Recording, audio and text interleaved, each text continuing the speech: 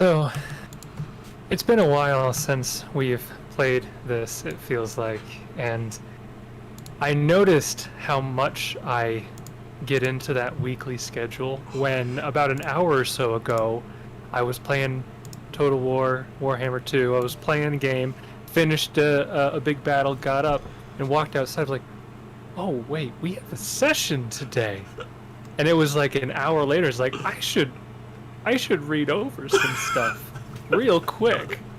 Yeah, so the last hour or so I've been ill prepared. Got it. No, I'm good to go. I know what's going on. It's just Let's pull some weird stuff, normally guys. I spend like the whole day getting into the headspace, and it was just like I completely forgot until like an hour ago, and I was like, oh, that's right. I told him the alternative was I would read the book real quick and just wing it. Oh I yeah, like it. Yeah, I like Yeah. that. Yeah. Sarah will quietly nudge us. Are you sure you don't want to look downstairs real quick? You might find a useful item. Yes, you might want to. You'd spend 2 minutes looking. It's probably worth taking 20. Just saying. Man, do you really spend the whole day getting into the headspace? It's not like I actively. It's just It's in like there. It's in there. knowing when it is. It like subconsciously It lingers. builds up to it, kind of a thing, you know. When your So, mind. like, if it jumps on me and I wasn't thinking about it for a long time, then it's like takes a while for my head to really get in gear. But it's kind of like when you're daydreaming and just still, you know. Yeah. The game comes into your head. Very nice. Something like that. Something like that. I kind of in the back of my head run through stuff for a while, so we'll see how it goes this time since I forgot about doing that process. Yeah, so Justin mentioned looking at the map that you guys were back in the tower, and I was going to talk to you guys about that. So we ended last session 2 weeks ago going long, and we had gone through that whole combat, and then talked to the ghost guy here, and then we had gone all the way down to the cellar. There were a couple key moments in there that some players wanted to kind of talk about, and I had just kind of rushed past to get to a good like ending moment. So I thought since the last 20 minutes or so of the session, nothing like monumental happened. It wouldn't be a bad idea to back it up a little bit and just give people time to work through stuff as they would like their characters to do. So that's why I've brought you back up to the tower here. You know, you're right after having, you know, appeased the ghost, and he has kind of evaporated, and his presence is no longer there, and you guys are in the tower here, and your next move was going to be going back into that kitchen area, into the cellar, but for the time being, you can go about things in the tower as you would, and I'll remind you, it's been a while, what this looks like. So again, the ceiling in this room is only 6 feet from the floor, consists of cracked beams, blocks of stone pressing down from the collapsed tower above, with a particularly large specimen covering half of the once fine writing desk. And you can see that this large stone on the desk is from the exterior of the wall, and it is pitted and scarred by acid. In addition, a few black scales are scattered throughout this room, and you would all recall that you heard the Chorids talking about scales that were Charging black as battery. blood, and these might be some of the ones that they might have been talking about.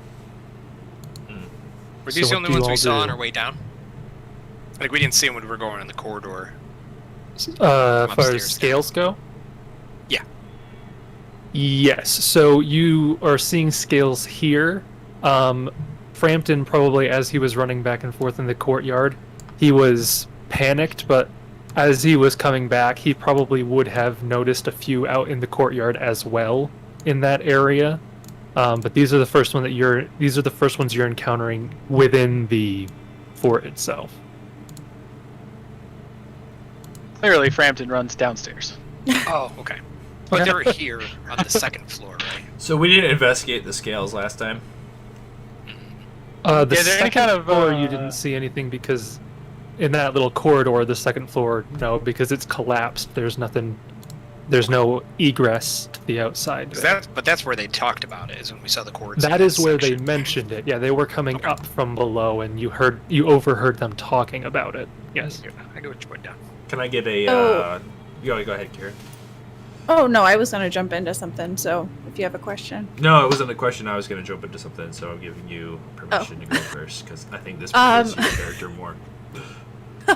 well, no, it says as the ghost dissipates, Kieran kind of feels a little lightheaded, and he realizes that he's been unconsciously holding his breath, and he exhales, and he turns to Jessup, and he looks at Jessup, and he says, when we were in that room together, Jessup, I saw you seem to be affected the same way that I was. Did you happen to have any visions while you were affected by whatever it was he was doing? I mean, like, what kind of visions? I'm not really sure. I was, deal between my legs running around for about 14 rounds. It was crazy. It was a memory. I had a memory of something that wasn't particularly traumatic in my life, but in that moment, whatever that music was, whatever he did, it made this memory the most terrifying thing I've ever experienced before.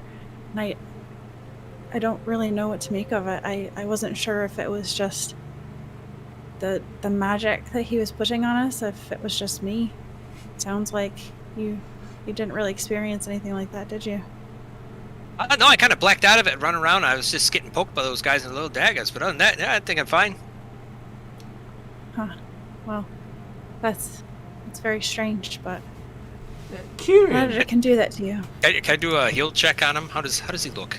Is he fair? Rock hard abs. Does he have? I mean, Yeah, besides the half washboard abs, exposed. Only half exposed. I only need to take a 10 perception to see those. Yeah. He wears tight I shirts. guess I'm not ssure. I guess I'm more looking to. Do you have a concussion? Sure. You don't look like it hit your head or anything, from what I can tell. No, he looks like beaten up a little bit, like AKA he's not at full HP or anything. But Suppose I was one. Do you need one of these? no, I'm fine. I promise. We should save that for when someone's more in danger than I am. I don't know. By the rate the other two is going, you might not get a chance. Might as well get one while you can. Well, to be honest, they're more in danger than I am. I've got means to help protect myself a little bit. They seem to have taken some harder hits than I have, so better save it for them. Speaking of which, voice, I wanted here, running a little low. I think, we should take some maybe more diplomatic and or stealthy routes. Ones that take a slightly less of a beating. Because I'm not sure I got enough power left to help bring you guys back from the dead. With all your slumber party fights in there, Aaidan, and Frampton running in with my I'm going to distract him kind of fiasco. I think that you are right, Jessup. We will do our best to be careful. are you good? Are you happy? Are you 2 weeks. 2 weeks in. First thing Aaidan says. Yep. I think Jessup is right. Classic. Are you satisfied? I agree with Jessup. Yeah, I wonder about that. So Oh, is that where he the gets it family. from? I was gonna say, is that where he gets it from? Jessup starts saying the same things Aaidan says. Clearly gets it from his uncle. So Kieran is going to, in the meantime, while everybody's talking, he's also going to take his fingers and trace along the desk where it appears that acid has borne into the wood. It's And into then- the stone on the desk. Oh, the stone on the Yes. desk. Yes. Then he'll be kind of looking at that, tracing his fingers along, and then he's going to reach down and pick up a scale. I don't know how big. I assume it would big or little. Roughly fist-sized. Okay. So he'll pick up that, and he's just tracing it along with his fingers, and he's studying it.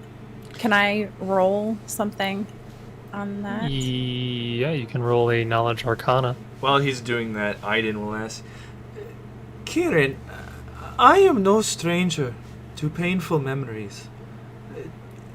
Do you want to talk about it? Or you can leave it alone if you rather. I know that both are good, sometimes. I mean, it's not anything I'm hiding by any stretch. It was just a memory of, well, let's just say when I was a bit younger, I used to get in trouble quite a bit, and it was a moment of punishment from my father. And let's just say those happened more often than not, and while they weren't particularly traumatic, I mean, I didn't enjoy them. Something about this memory put a cold stone in my gut, and it felt much different than how I remember it. I think it was probably just the effect of the music, but I don't want to feel that way about my memories ever again. Aaidan nods. I am not good at this part, but I can listen. However, sometimes I talk to Aubryn. She seems to always know what to say. So, I don't know. If it keeps bothering you and we make it past to camp, maybe you should talk to her. What of that scale? So, with your 20 knowledge arcana, you're able to look over this scale and you kind of try to bend it and break it, and it's hard as stone. And you're looking at it, and you are able to identify that this is the scale of a black dragon. So you would know with that rule that black dragons are chaotic evil creatures. They lord over the darkest swamps and marshes. They are undisputed masters of their domain, ruling through cruelty and intimidation. Those who dwell within a black dragon's reach live in fear. They tend to make their lairs in remote parts of a swamp, preferably in caves at the bottom of a dark and fetid pool. Inside, they pile up their filthy treasure and sleep amid the roots and muck. Black dragons prefer their food a bit rotten, and will often allow a meal to sit in a pool for days before consuming it. They prefer treasures that do not rot or decay, making their hoard full of coins, gemstones, jewelry, and other objects made from stone or metal. This is very interesting.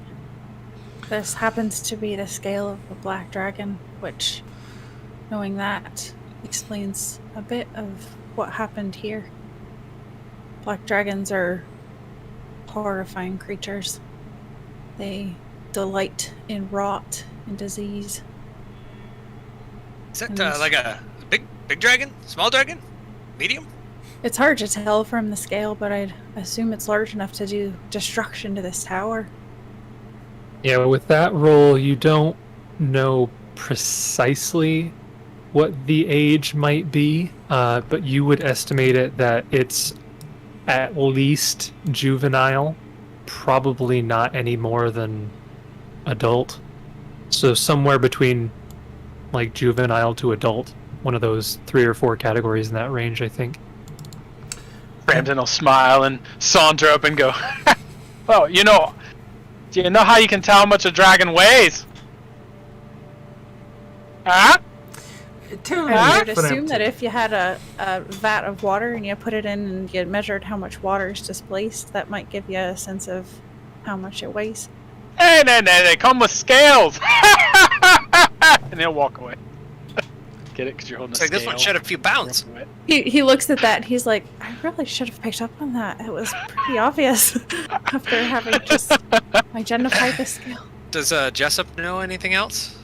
So Jessup with a 27, you look over the scale and you can tell that it's odd. Your best guess would be that it is a young adult black dragon, but it almost seems like the scale is slightly smaller or thinner than what you would have expected a young adult to have. But that's what you would guess. Has Aaidan Do I heard? know of any? Yeah, same question. Has Aaidan heard of stories of dragons in the Fangwood? You might have heard of stories of dragons in the Fangwood, but the only stories that you know You might. So, Aaidan, you have a level of familiarity and fascination with the Rangers.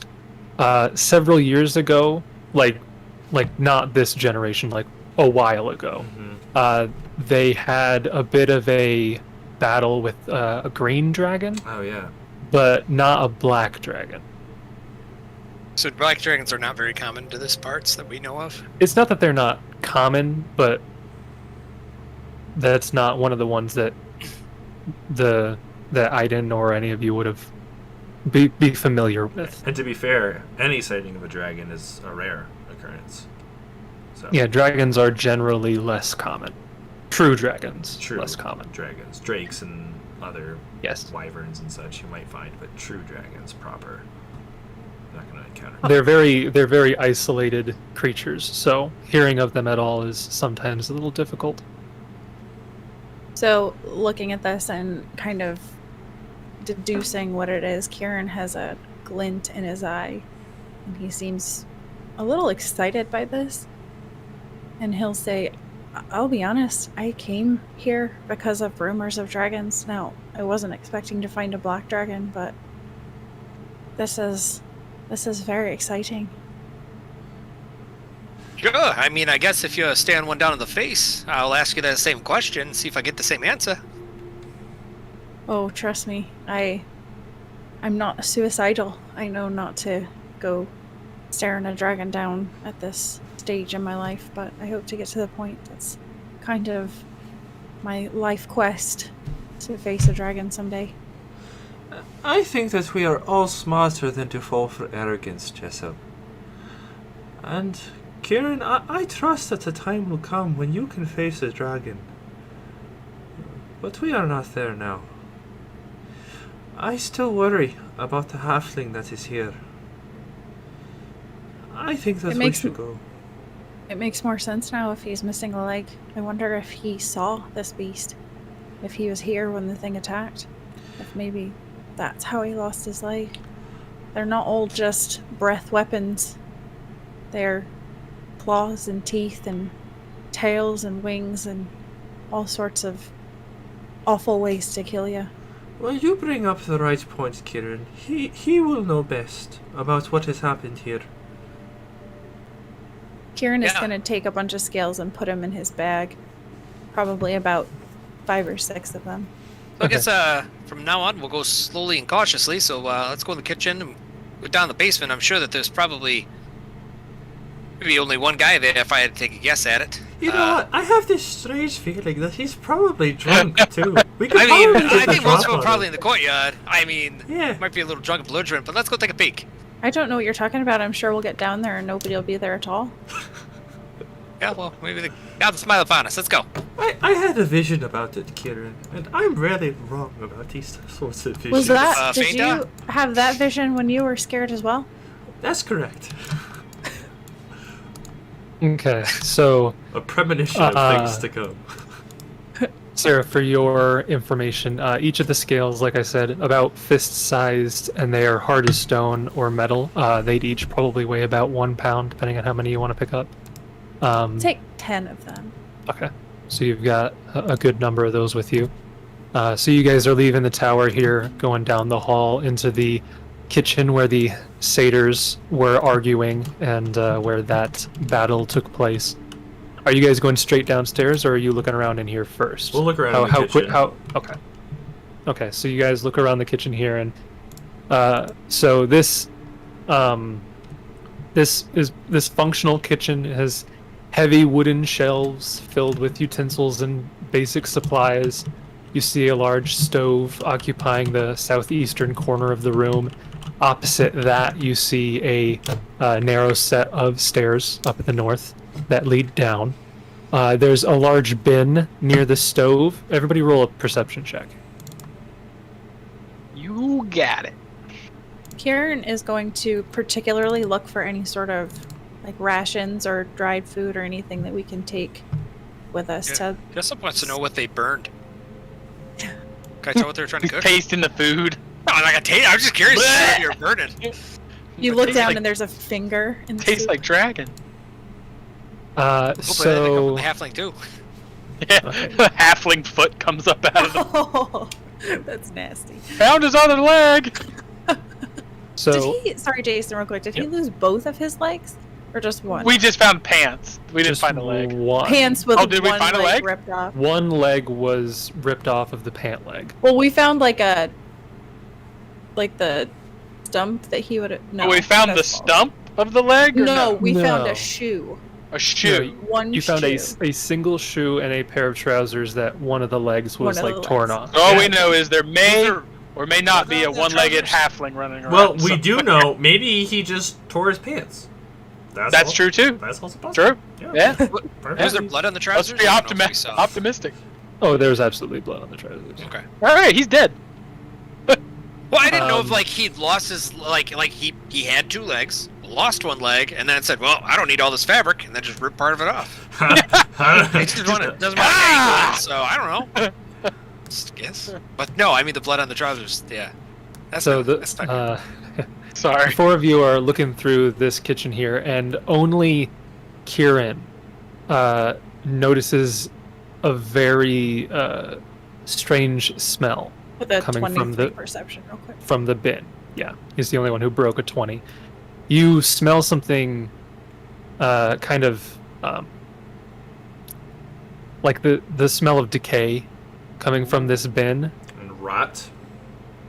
Yeah, I something don't like like the that. smell of this or something from in here. I will open the bin.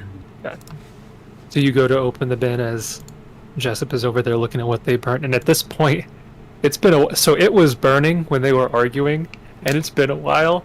So whatever it was some sort of meat, and it is charred completely black, at least on one side. It isn't really edible, or at least it would not be advisable to eat the remains of whatever this was. It might have a Appreciate few the insight. carcinogens, you think? Probably. Can we turn the knob on the gas stove to? I don't think put that's the how this fire works. Yeah, you just flip the switch and the electric, circuits in the Ranger fort, Back to Kieran here. So you open up this bin, and it is a awful sight. You see there are corpses in this bin that wear shackles around the wrists and ankles, and they have been chopped up and deposited in here. They are humanoid, probably a mixture of let me see here, a mixture of human, half elf, just remains that have been placed in this bin. Kieran's going to temporarily put the lid back on and step back and doesn't look good for maybe people, rangers. Jessup turns Yes. around, and points to the meat. Yeah, this doesn't look really good either. It pretty much charred that meat. What was it that Well- Kieran looked inside of? There's a bin next to the stove. There's remains. It's pretty horrific. Of what? Body parts of Like an animal? people, humans, elves, half elves. I didn't didn't. really study it to get a good idea, but I bet that maybe it's rangers. Aaidan will tentatively approach and confirm suspicions. Yeah, so you look in there, and it's definitely, there's a mixture of different bodies. There's not like one body. There's probably maybe half a dozen that have been stuffed in here, but definitely 1 or 2 humans. There's no like heads, so you can't like find an ear to see if anybody was an elf or not, but some of them are longer limbed than others, so maybe there was a half elf or an elf in there. Literally, just There might be 1 or 2 halfling limbs in there, shorter ones. just a bin of body parts. Yeah, it's not great. Any fabric? No, but any of the arms or legs you find do have shackles on them. Oh, these poor souls. That is Hey, And Go ahead. I wonder. Maybe that's how they made that stitch golem thing. That thing had a lot of heads. Very possible. Although I don't know exactly why, but after seeing... Actually, I take that back. I wasn't there at the time. That was a different character. Another I vision I don't had when know. I was frightened. I don't know Ah, anything The about visions! The visions! the visions. They come to me. Visions! Yeah, little do you know, I took a level in Oracle, so I get Yeah. these visions. The visions. Or shaman, where you can make your own reality at level 1. Yeah, that's true. Right? Shamans She are was OP. trained by a Luna. Yeah, Shaman's OP since day one. Well, there's nothing that we could do to help them at this point in time. Fortunately, we should probably just push on. I wish that I had listened more to my grandfather. I know that bodies like this left in such a terrible state, awful things can happen to them. We even I in a past adventuring party, encountered a wight even. But I don't know any religious ceremony or clerical. And he'll offer a silent prayer to Arastal to take care of the Yeah. bodies. Yep. He's really at a And- loss, though. Yeah. Just And- kind of grab Aiden's shoulder and... It's alright, my boy. I don't know which one of you said that you were looking for rations. Kieran. But He found okay. them. if you look around for actual Dry. rations, you can find as many as you need. The book even says that you can find basically 100 provision points worth of food. Good God! That's so many. Well, I think So I think- if you guys want rations, go ahead and put as many rations on your character sheet as you want. like, are these rations like canned? Like, do we know that they're not Yes. Yeah, tainted so by this? You can find like actual like reserves from probably when the Rangers held this fort. Some up here. You'd probably be able to find more downstairs, where most likely is where their pantry is. But there's a good number up here as well. Kieran is going to take 10. What kind of... Are these just regular trail rations? would you Regular call trail them, or- rations. Yeah. Okay. Aiden doesn't I worry believe about that that's a pound stuff apiece, aren't they? too much. Yeah, just about. Yeah, I'll grab a couple.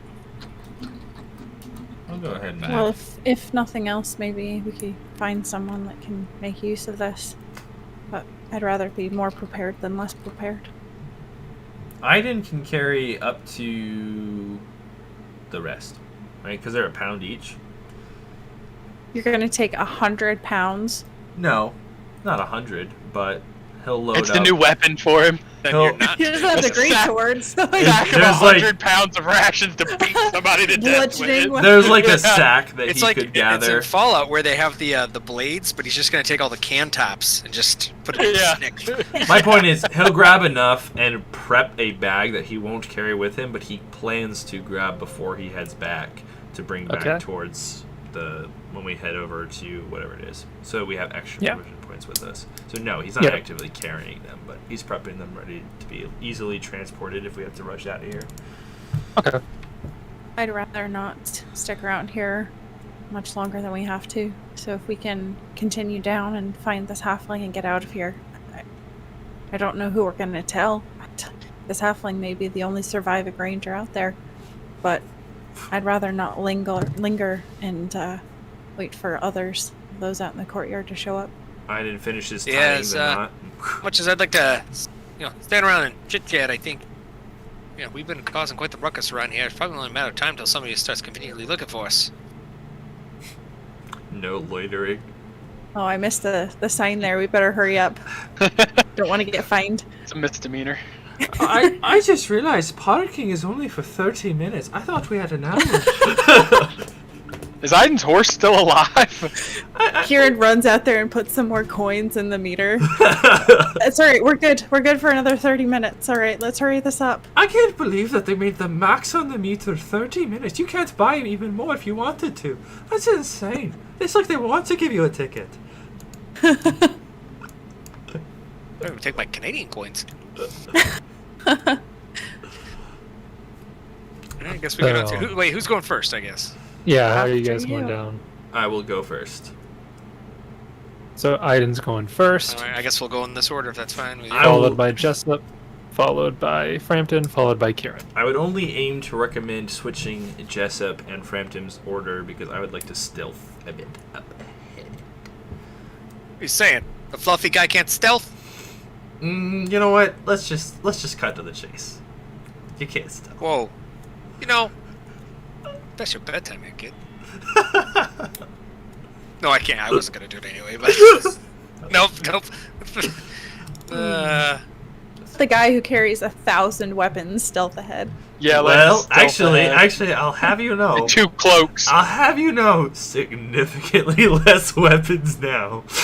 Yeah, only 999 weapons It now. doesn't make sense that you carry like 100 pounds of stuff, like weapons, and wear armor, and have a greater stealth bonus than Kieran, who doesn't wear armor Hey, and has I'm- one weapon. I'm trained to move well, and I have stealth armor, so it's all fine. It's all fine. You just hand wave everything. You have stealth armor. Yeah. Yeah. So yeah, if you guys are stealthing, you can all roll a stealth check as you descend the stairs. Kieran is hanging back because he doesn't want to. Okay. And I can still roll a stealth, but I'm not trying to actively move up ahead. Yeah, I'll keep that 9, but I'm not. I will wait until I've been summoned. Apparently, I make too much noise. Okay. So Aaidan and if Frampton's following close behind him, you can both move yourselves to the other map there. At the base of the steps leading into the cellar. And like before, Aaidan, you step down here and you can see this low-ceilinged cellar is crammed with bags, boxes, and barrels. Stairs ascend to the northern wall where you're coming down, and a stout door leads to the southwest. You can see out of the corner of your eye there's a very interesting-looking Korrid creature. You've seen a number of these Korrids now.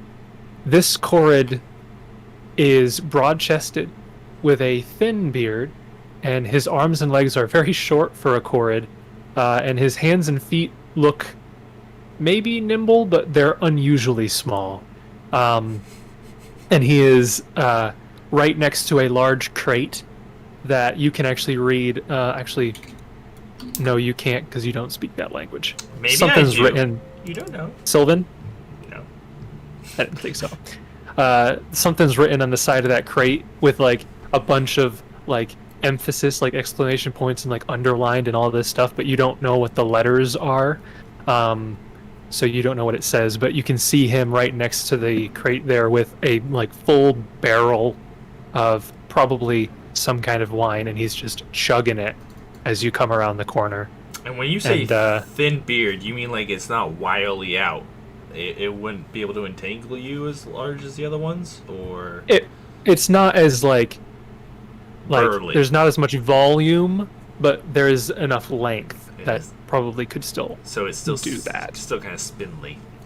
yes. Don't Yeah. like It's it. probably matted together with alcohol. Like, I will So 5-foot step forward Yep. to get a You- slightly better look at the room.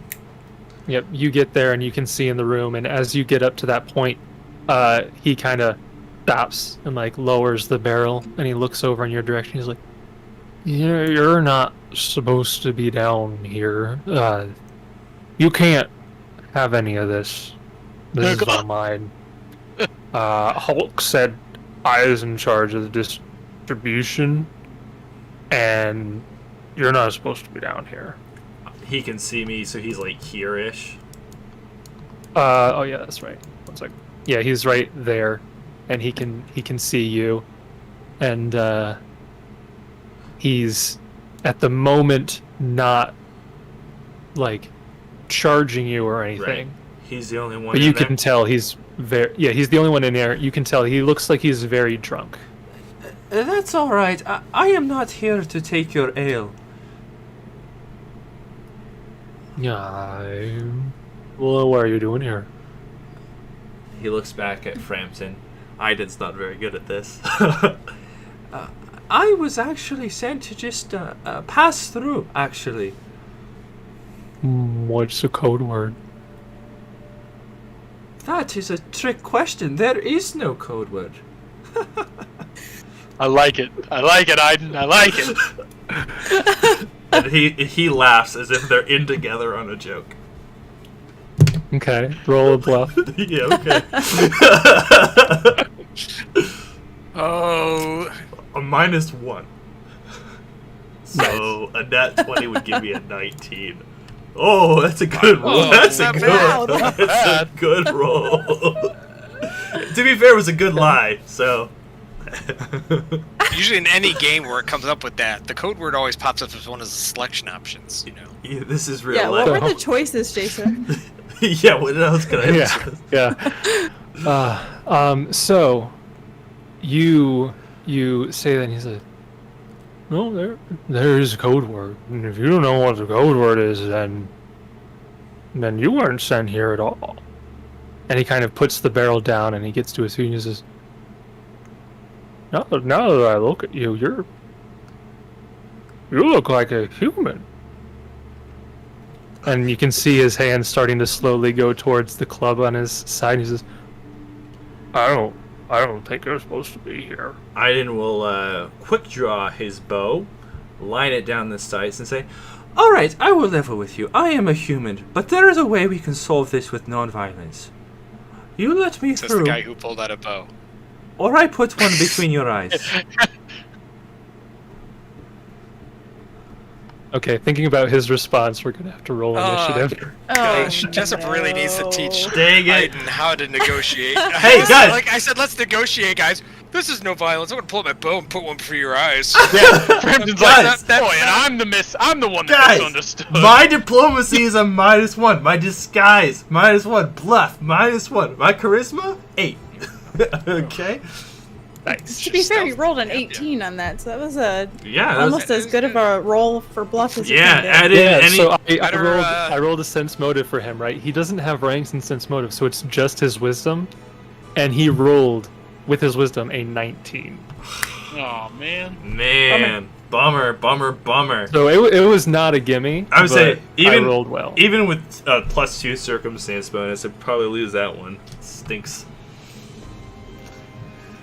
Okay, so we have an 11 for Jessup. We have a 7 for Aaidan. We have a 23 for Kieran and a 16 for Frampton. Sort that. Can I get a surprise And- round because I used quick draw? I won't give you a surprise round, but I will let you throw in a free intimidate check to start things off, if you would like. Sure, why not? It's fun to roll dice. Twin Because you roll were 20 being beats, yeah. you were being intimidating. And I do So- have a 3 in intimidate, so... Okay. Holy macaroni. Okay, so now I have to figure out what his DC is. 10 plus. Okay, It was so a he is. natural 20 for a 23 on his intimidate. Yep. So with the 23, you do succeed for 1 round. Great. So he'll be shaken for the first round of combat. Beautiful, I'll take that. Good call, DM, good call. So you go and you make this intimidation, and we will go into initiative here. First up, we have Kieran. So Kieran, you can hear down the stairway, you hear Aaidan say, basically, "Look, we can get through this without combat," and you hear the sound of a bow being drawn back. What do you do? Delaying because I don't have Okay. enough information to act. Okay, so you're delaying. Brings us to this guy, who rolled very nice Very on his initiative. So he looks at you. You've just threatened him, and you can see that there's a mixture of emotions in his extraordinarily drunken demeanor. There's like a flash of maybe a bit of fear because you have just threatened him and pointing an arrow at him.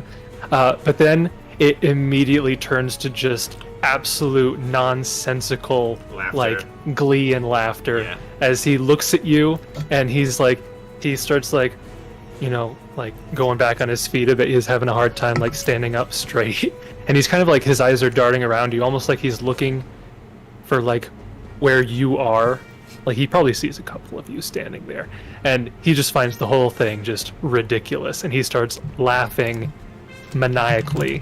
And I need... This is a 30-foot... Okay, so just actually, so the two upstairs are fine.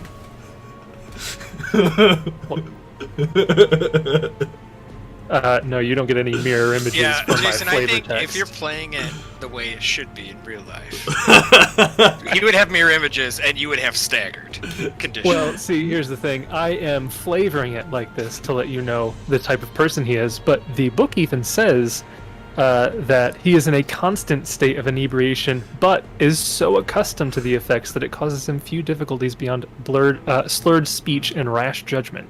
I'm just Slur. flavoring the rest. Well, if that's the case, and I was down there, I would have given Wow. a suggestion to go find Alcoholics Anonymous, but...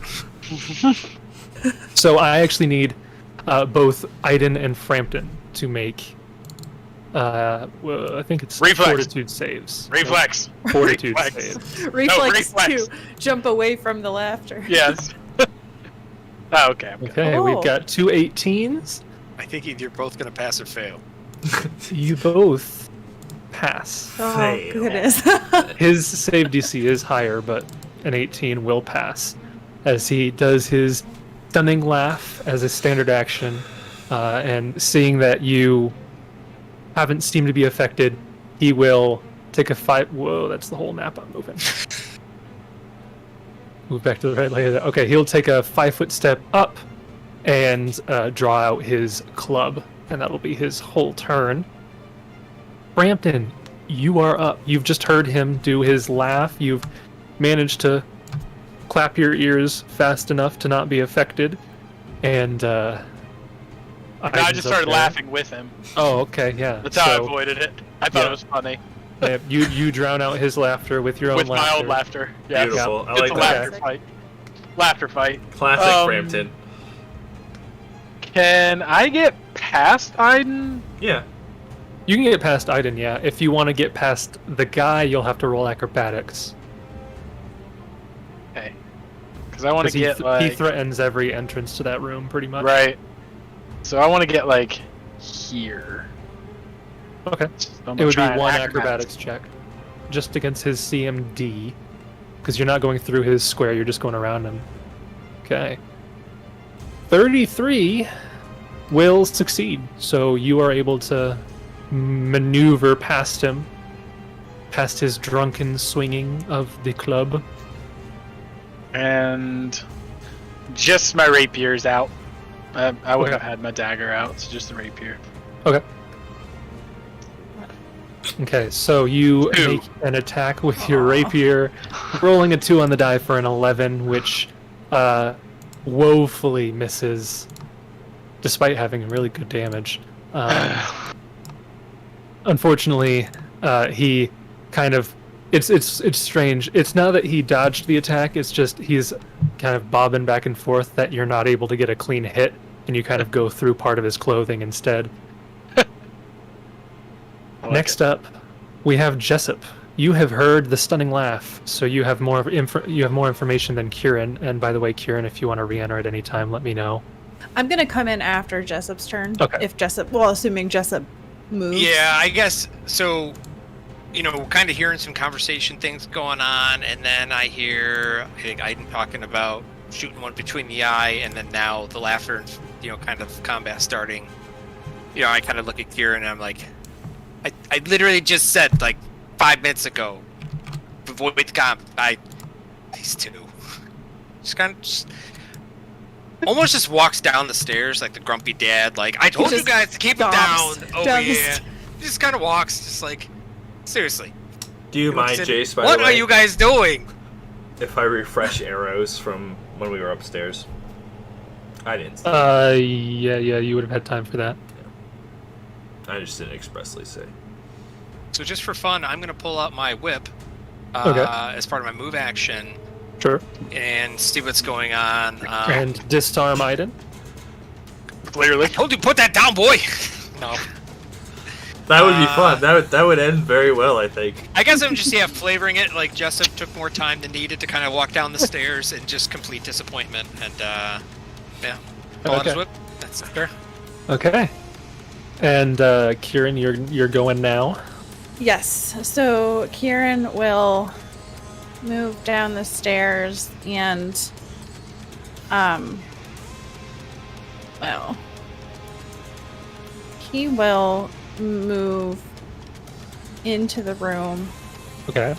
because he'll come up here, he'll be able to see kind of what's going on, see around the corner. He'll get up here, see Frampton's right there, see this guy here, and then I guess I will try to roll acrobatics. 5, 10, 15, 20, 25, 30, 35, 40, 45, 50. So is Okay. that just one acrobatics then? It would be one check, yeah. Okay. Terrible idea. 19 That's good, acrobatics. though. It's about as high as I can Okay. get with an 18 on the die. You start moving by, and he doesn't take a swing at you. Nice. Okay. Nice. I will not pull out my glaive just yet. Okay. I'm just trying to kind of survey the scene. Okay. And bottom of the round, we have Aaidan. He will loose 5 cold iron arrows into him. 5. 4. I was gonna say that's a lot. I was gonna More say than I that thought was possible. Escalated very quickly. I'm Josh, pretty we sure my only leveled 10th level to fighter 6th can't level. do that yet. 4. Many shot and rapid shot and firing into combat and nothing else. Does Aaidan mattered. have improved precise shot? Nope. I get ya. He doesn't even have normal precise shot. That's right. I have nothing. He's got imprecise shot. Means he hits Kieran. I think that's called firing into melee. Here they come. It's a big windup on those attacks. Okay. And are all of the penalties pre-loaded Yep. in here? Yep. Okay. That was a 5-0 to hit. There. Okay. So the first attack, I assume is the many shot, Yep. is a 22 to hit.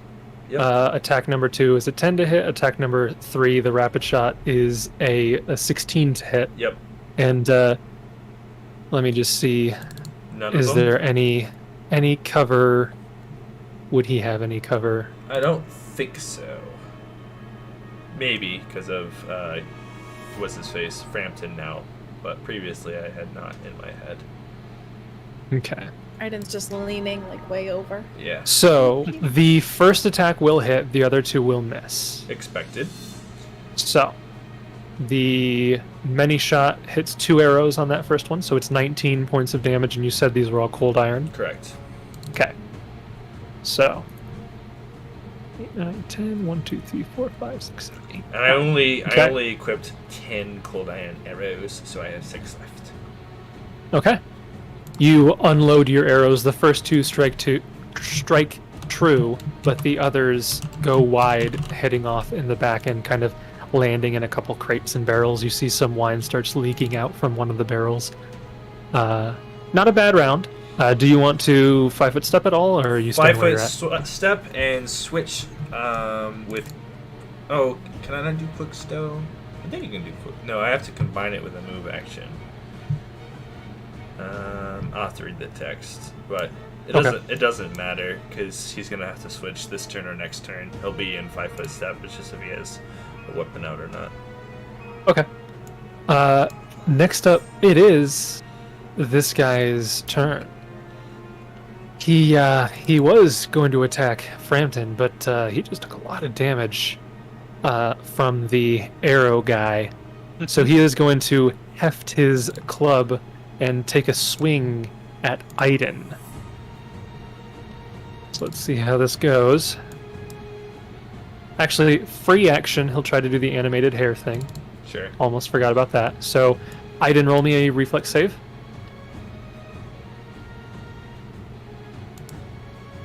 Ooh, fail. 11. So you are entangled. And he is going to now swing at your entangled AC. That is a 26. Yeah. and you are going to take Sorry, Jessup. 11 points of damage. Sorry, Jessup. He's fine. He's not hurt. He's just down. And Jason, he's- quick question. Ooh, yes. Would my liberating command work against entangled? I'm trying to see because it's an immediate action. If the target is bound, grappled, or otherwise restrained, he may make an escape artist check. As an immediate action, he gains a competence bonus equal to twice my caster level. Has no effect if he cannot get free by using escape artist. But entangle, the spell entangle says that you can make a strength or escape artist check. Mm-hmm. Yeah, so his animated hair ability doesn't give any DC to escape it because it's only one round. I don't think they assumed anybody would try. Okay, that's fair. I wasn't sure. I usually only think of that spell for like grappled, so I wasn't sure if it works with Or otherwise something like restrained. You would this. think it would work. But Yeah, I mean, I would allow it. It's not going to change whether that hit happened because it was a 26. But if you wanted to do that for the sake of Aaidan's turn, I would allow it, and I would probably use a DC somewhere similar to what a grapple would normally be. I'm gonna hold off for now, but just for future reference. a 'cause- grapple seems better than the entangle spell here since it's his hair. Yeah. Mhm. So you can keep that in mind as this battle goes forward. That is going to be his turn. He's going to swing out at you and hit you kind of right in the side as he's finishing his laugh, and he kind of burps a little bit, and you can smell the stench of alcohol all over this guy. Frampton, it's back up to you. Oh my.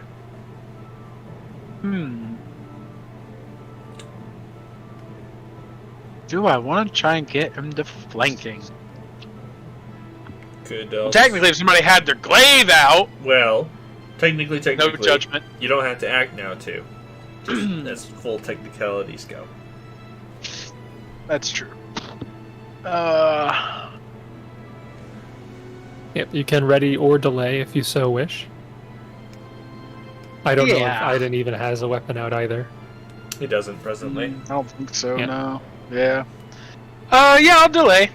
Okay. See how this goes. You know, Jessup's back there yelling at us to stop and be diplomatic. So. Speaking of, that brings us to Jessup.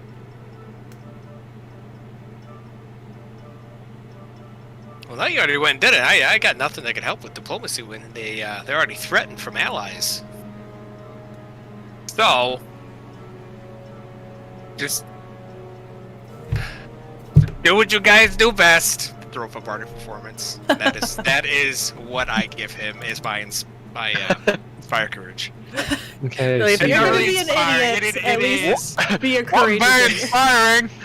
you guys hear the dejected inspiration Yeah. of Jessup. Suggested inspiration. I like it. I don't feel more courageous for some reason. Well, if you guys are gonna be diplomatic with your weapons, you might as well do it right. Okay. Throw it up. 5 foot step. No, I don't 5 foot step. I 5 foot walk down. Disappointment. Okay. Yeah. I 5'1". I use my move action. Hands on his Asserting- Fire hips. move action. to go Asserting around. dominance Like- with a 5-foot move action. Can I intimidate my allies? Yeah. To give them the shaken condition. Like, you're gonna get a talking to after this. Yeah, right. Like I just being your outstanding father figure bad here. boys. You are gonna get a spanking. Oh, he didn't actually say Aiden's that, like, right? I'm 18! He didn't actually Jet- say that, right? Jessup's gonna give him the old. I'm not angry. I'm just disappointed. Kieran, it is your turn. Alright, so Kieran's going to kind of sigh to himself, but like whip out his glaive and with his right hand, and with his left hand he's going to reach out and range touch attack the spell Oh. Jolt. Oh. Okay. Which actually. So you are getting rid of the shocking grasp that you would have technically been holding for like the past 3 minutes. Oh, that's right. I still. That's right. Oh, so just point use. of order. Point of order. Yeah, Jason and I actually talked about this, and I forgot. I but- reminded her that since the shocking grasp attack missed, she was holding the charge. So this whole Throughout time the we were entire talking, time, and this ball of she would have been electricity in my hands. Because she never touched anything to have it discharge. Which So- means technically you could use it here. Just use shocking grasp. but then I get out of flanking technically because that's a touch attack. Well, that's okay. It's even funnier that your I will- avatar literally is that. Your character's walking around with jittery. I mean, that's what his image is like. I'm not 100% sure on the rules, but you might. I don't know if casting Jolt with your other hand would disrupt the concentration on shocking grasp or not. Well, I would take that back anyway. Yeah. I don't. If you could cast 2 spells at once, that doesn't sound like it's right. What is that? Look at the spell. Wow. What is this? The Elder Scrolls? Yeah. One spell in one hand, one spell in the other? Yeah, no, Ridiculous. I don't know a lot You about can't even use meta Pathfinder, magic. but that doesn't sound Let's right. just say I have a character that can do that. That sounds pretty cool. It is pretty cool. As a blasting So- wizard to do 2 at once. Meta magic cast 18. Yeah. Technically, he can cast 4 spells in a turn, I think, but All right, so I'm gonna take that back then. Take back the jolt because I Maybe forgot it's I only had 3. this charge. That's a lot. So I will. This is absurd that I had this still going, but yeah, but it's fun. I will step up to him and cast defensively to avoid an attack of Okay. opportunity. I don't believe- think you have to cast defensively because that would only be for the casting of the spell. You The already spell was cast already it. cast. Oh, this is just like the touch Yeah. attack is The not. touch attack is considered an armed attack, so it does not Oh. provoke. Alrighty if I then. understand the rules correctly, which I might Well- not, but I'm pretty sure I do. Which I think I have the attack programmed in the spell. which so I might not. Of course, it's gonna fail Okay. again So Two that natural. misses. for a 9. So I Against still have touch the AC. spell. You do still have the spell. Oh my gosh! And just I can't think- touch it. You are considered armed, so I think you are flanking. Yeah. And Because you are armed with the spell. Like, you could make an attack of opportunity with the spell, I think. Well, there you go. I planned it that way all spell along. combat spell strike. She's a magus. practically a everybody. magus. Yeah. She knew it from day 1. So, All according to Keikaku. Frampton, if you Calculated wanted, since you could birth. jump in now. Yeah, I'll go ahead and hop in now that she's threatening old beardy face. Not really, because I can't touch this guy that's right in front of me. Well, you know, I couldn't stab him either, so here we are. Yes. So we're gonna take a swing with the old rapier. Okay. Doesn't matter if that has flanking in there or not. That is. That does not have flanking. Okay. So it would be a 20 to hit. That Yeah. is not going to hit. Wow, he's a very nimble little Yeah, drunkard. I like that. for sure.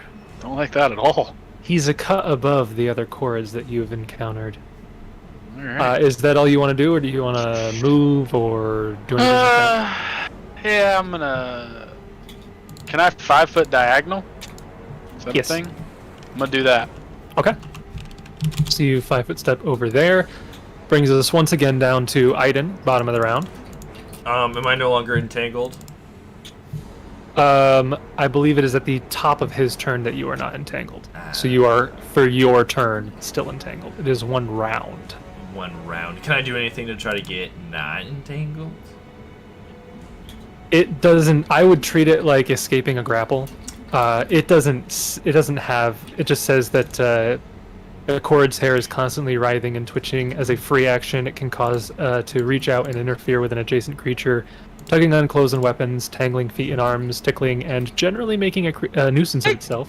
The Tickling. chord can select which adjacent targets are affected by its animated hair. These targets must make a successful save each round to avoid becoming entangled for 1 round, the save DC is dexterity based. It doesn't have an escape Sure. DC, so I would treat it like a grapple. That's fine. I don't need it anyway. I mean, all it would change is that I would have flanking, but that's fine. I will go without and make 2 attacks as he will...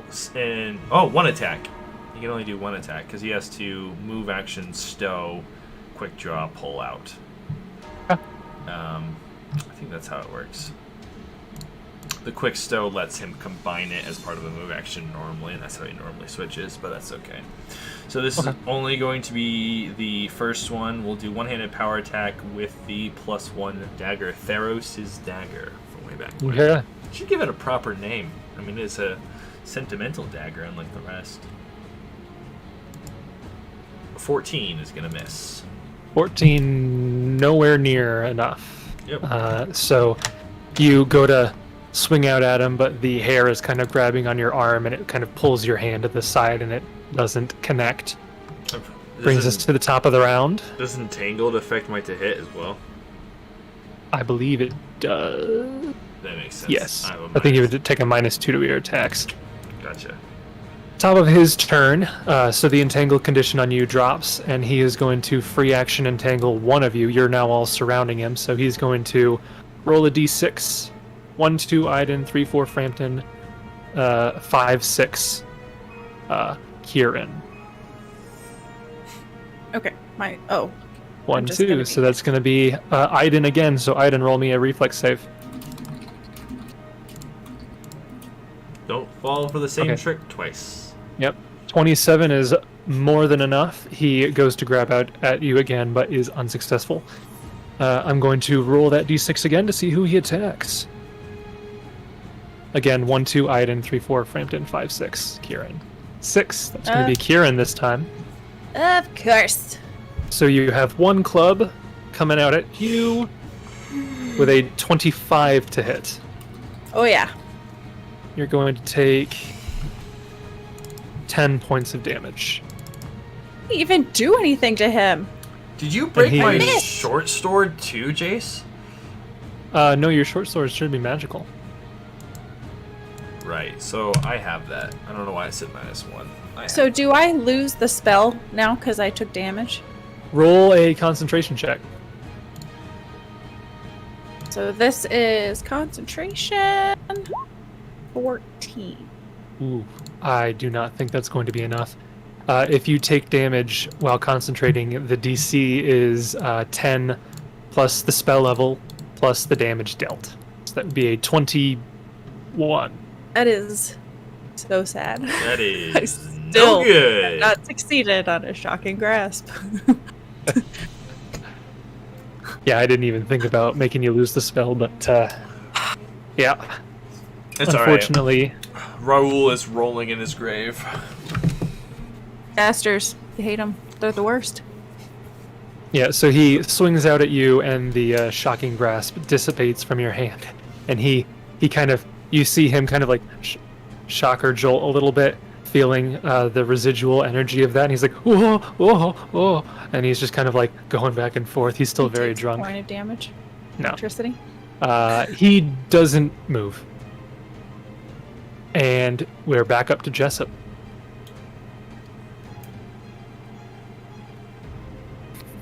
All right, well, I'm going to drop my performance, but it's still lingering for 2 rounds. I am going to... Gosh. Yeah, I guess I'm just going to delay, or I guess ready in action. If Aaidan moves, I'm going to take his spot. Okay. Well, Next up. if Ooh. Aaidan moves in, I'm going to take his spot. If he moves back, Right. I'm not moving forward. Yeah. Okay. So, yeah. Moving on to Kieran. You have just lost the spell.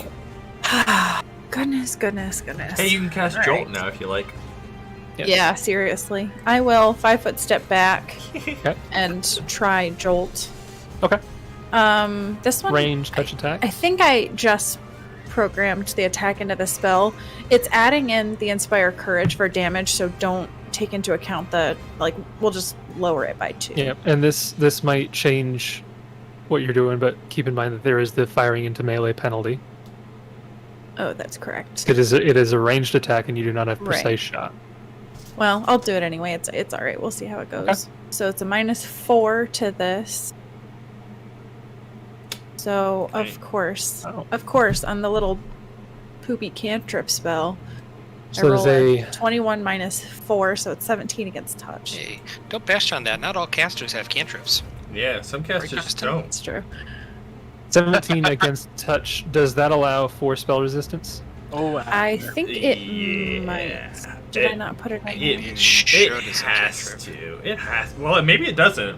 I have seen Well, some. acid splash It's doesn't. technically an illegal cantrip, so it does allow for spell resistance. well, you're but going to jail. Well, Jason gave me permission to use this one. I didn't take any of the other ones. Roll me spell resistance. 15. I can make no comments Okay. about illegal cantrips. In what capacity is it illegal? You have to be. It's just one of the rare cantrips. It's a rare cantrip, technically. Hmm. Okay, so a 17 is exactly his touch AC. His spell resistance, though, is exactly 15. So you do 3 points of damage.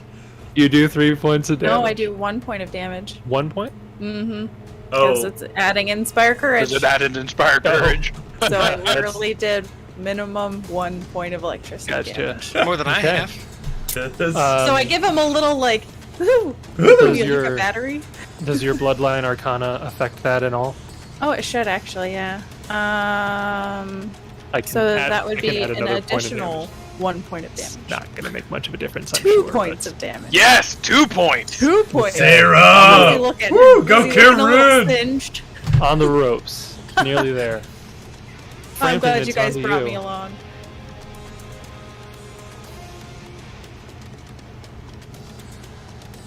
Can I 5-foot step and draw my dagger and attack him? You can 5-foot step, move action, draw your dagger, standard action, make one attack. Make one attack with the rapier. Yep. Okay. That's what we're gonna do. Okay. So roll your attack. You are flanking with Aaidan. But a 15 or 17 would not hit his regular AC. it's My words Sarah's might have been a fault. little harsh for you guys. It's Sarah's fault. She hyped you up on the Instagram saying nothing feels more powerful than getting sneak attack. She cursed and jinxed you forever. You'll never Yep. get sneak attack again. Well, No, I'm pretty sure what happened is Jason contacted Roll20 and said, "Hey, listen, we're playing Iron Fang Invasion on hard mode, so I'm gonna need Yeah. you to not let the players roll anything above a 10." right? Don't If worry. if I needed it to be hard mode, I have other ways of doing that. Bottom of round 3 is Aaidan. So you're not entangled, but you're already flanking. So Yeah. So we can add flanking, which I didn't have before.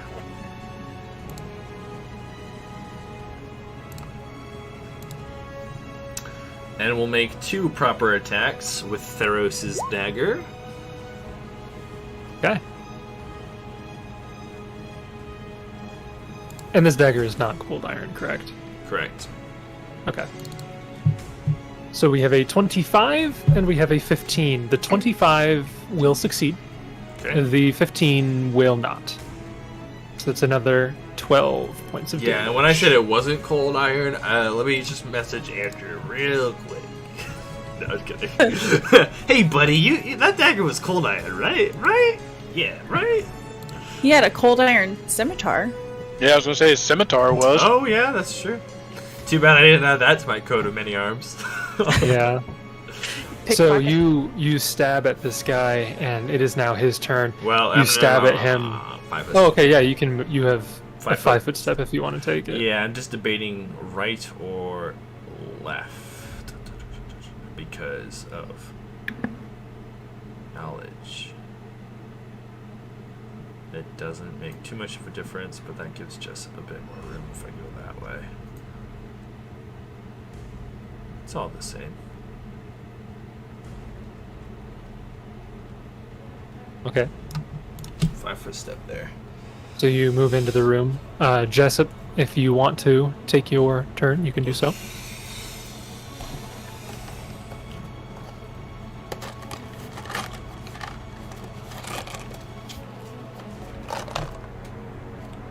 Okay, so you move up there. Did you just ready a move? I did. Okay, so you ready your movement, you go up there. Okay. It is now his turn. So all of you can see that Aaidan kind of stabs into him and then steps to the side. And as he does so, you can see this creature. He kind of like throws his hands up and he's like weeping. He's like drunkenly weeping, and he's like, no, leave me alone, leave me alone. And he kind of falls to his knees and he's just like, no, leave me alone. I'm sorry. The drunken sob, we've always been there. Well, I mean, some of us have. He's like, please forgive me. I'm sorry. And he just starts rambling about that. Next up would be Kieran. What are you guys doing? So seeing this, Kieran's going to say, all right, listen, we didn't mean to do any harm to you. We'll put away our weapons if you put away yours. We just want to talk. And he'll sheath his glaive and kind of hold out his hand without electricity and just kind of like try to diffuse Pretty the consoling it. There. Meanwhile, as he's like bleeding from his eyeballs because he took 10 points of damage. That's a lot of his hit points. Okay. So Kieran is going to try to diffuse the situation. Frampton, are you doing anything different? Yeah, I'll just take a 5-foot step back, kind of ease up on him a little bit. Okay. Aaidan, you doing anything? Delay. I pull out 5 more arrows and shoot him in the face. I really was thinking about it. I was like, I don't know. I could just stab him. Yeah. Your alignment? Here's the thing. Doesn't matter. Here's the thing. They're evil. These guys are evil, like chaotic evil. They're gonna go on and hurt someone else unless we can. Are have they though? Have we determined that? There's there's they a are lot not of- chaotic There's a evil. lot We of have things not that are not determined evil. that. We're So- just joking. I thought we had don't know rolled. that. I thought we had We're just rolled. murder- Does hopefully. every character Aiden meets, does he think that they're evil? Yeah. They're definitely chaotic. They're not He's technically like, chaotic evil. You look Yeah, like they a were hot chaotic dog. neutral, weren't they? Yeah. Because we did roll for it, Yeah. but it was chaotic neutral. Well, Red caps, 100%. Yes. Yes. And I'm inclined to think that the satyrs were also not evil. And yeah. What I just satyrs? misread the situation. Can we let it go? All right. We weren't on the same page. Oh Sorry, yeah. we didn't actually. We were in a different book, dude. Yeah. we didn't kill the satyrs, although I also was very confused. It was just like when we went to go siege the tower, where we're like, wait a minute, Yeah. we are not on the same page, team. Right. Oh yeah, good times. Good times. Okay, and bottom of the round, Jessup, are you doing anything special? Yeah, Jessup will free action drop the whip, and then the double move action, Hug. kneel down, and pull out rations. That's all right, little guy. Can I interest you in some grub? Okay. You said double move action to hug. Well, I moved action, knelt down, move action, pull out some grub. Hug. You said hug, like you just wrapped your arms Oh. around it. No. I said hug. Oh, you said hug. I said hug. When he's like, I double move action, I said hug. You hug I him. was like, that's perfect. I think that it's a successful hug. The 7 combat maneuver. So you kneel down and you've got a ration in Yeah, your hand. I guess, diplomacy. I don't know. Just kind of. Sure. Sorry, guy. Today I learned that hug is you have not a roll? a I don't full remember round that, action. or- It's actually No, two no. move action. So it's back to his turn, and he's weeping there, and he's kind of on his hands and knees, and he looks up and he's like, he takes the ration and he's like, I'm sorry, I'm sorry, and he's kind of like chewing on it as he's weeping and like mumbling to himself. Yeah, sounds like we can drop out of initiative for the time being. What are you guys doing as he is in the center of this room, weeping and eating a trail ration? Kieran like makes a really kind of disgusted face as this guy is just laying into this food and is probably falling out into his beard and his mouth. And Oh, it's really disgusting. Kieran also is like me and does not like the sound Ugh. of chewing, so he's like It's Oh, yeah, terrible. this guy. he's Oh, yeah. very uncomfortable. I don't. Jason, don't it's like terrible. this. It's the worst chewing you've ever heard. All right. Oh, It's So, like 10 people's worth of chewing. no. He actually has 3 mouths, and they're all chewing at once. Yeah. Kieran will turn to Frampton and just say, I have no idea what's going on here. This place is so weird. I'll just sit here with a It's friend and try quite to cheer him strange, up. I'll If you give you guys that. wanna, if you guys want to give us some space here, Looks like Jessup has a new boyfriend. and I, no more healing. Aaidan, what happened? We just talked about how we were going to try to get through this diplomatically, and next thing I know, we're fighting this poor guy that's down here all by himself. Yeah, the cellar dweller. I did not need to fight him. I told Charging him battery. that he needed to let me get through. Frankly, I think we should take his bow. He's done this more than once. I heard it back at the cave. All right, He ran out and shot some goblins. Take his bow. He can't be trusted. Here's the thing, Aaidan. There's a big difference between telling someone something and asking them something. If you start telling people things, that kind of puts them off right from the start. But if you ask nicely, in a nice tone of voice, people aren't gonna jump at your throat necessarily. I'm probably right now like, I should have just left when everyone That's else the same. left. Is that the same face for it? I'm He's giving giving Josh you what you're big giving guy. right now. Yeah. Aluna comes through. Yeah. Yeah, you weren't born with a punchable face. So Jessup will try to carry on a conversation with this guy. He's still got rations, so he's kind of just chatting with him. Like, do you need a bandage or something? Just trying to console him down there, and just being like, hey, I'm gonna give my friends are gonna give us some space so you can relax, kind of. Guess Okay. kind Want to brush his hair while you're at it? Kieran's gonna take out like a handkerchief or something and like wipe the blood off his face. Okay. I don't like this at all. And then in his other hand, he's gonna take out a potion and just like drink it. Okay. So, Aaidan moves around the room towards the door there while Kieran is drinking this potion, and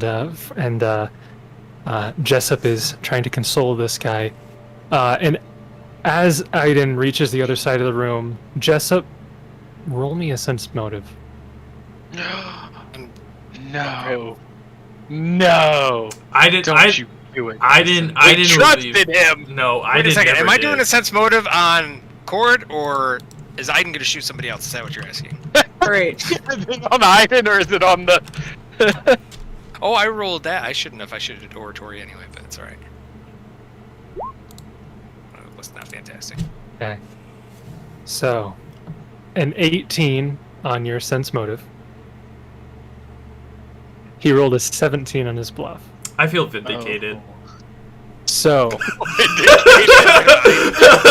Jessup, you are there trying to console him, but you notice as Aiden's moving around him, like he's sobbing and whatnot, but his eyes are like almost like following Aiden, He's got shifty eyes. as if he's waiting for Aiden to get away. And the moment Aiden is at the other side of the room, you see a big grin go across this guy's face as he leaps up to his feet and he goes, I got you all, I'm not dead yet. And he immediately goes with his club. And I need No one everybody thought to he was re-roll dead. initiative. No one thought he was dead! He took a ration from me, and I was so sad. We didn't think he was dead. I know, but he's drunk. So, the way this is going to work is this is essentially going to be a surprise round with just him and Jessup. Jessup rolled high enough on his sense motive that he's not going to be caught flat-footed, so he'll be able to act. Can I advocate that I get a retroactive? Because I didn't express it, but I had never trusted him from day one.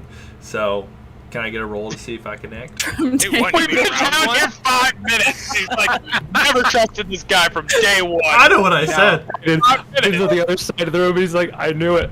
I knew it. it. Yeah. I just want a little. I want a little bit of a I knew it. That's all. He gets a barbarian rage for a couple rounds. I have, just for context, I have a 1 in sense motive. Yeah, So- you can roll that. All right, thank you. Oh my gosh. So so I'm gonna rule it where you get to the other side of the room and you're like, wait a second.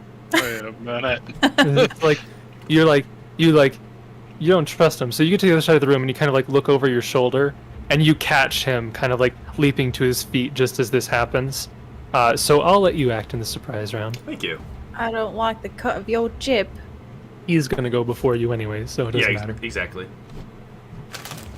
So Aaidan got a 19, Frampton got a 28. Okay. Kieran got a. So that is a question. Are we still in? I assumed we were still in dim light. Is that accurate? So yes, down here is actually down here would be darkness. I forgot about that because there's no lights down here. In which case, What have I done to myself? But most sorry, guys. likely, you guys would have had a light with you. I'm sure. I have the iron because you torch. can't see. Right. Yes. I can see. I have the- Frampton can see.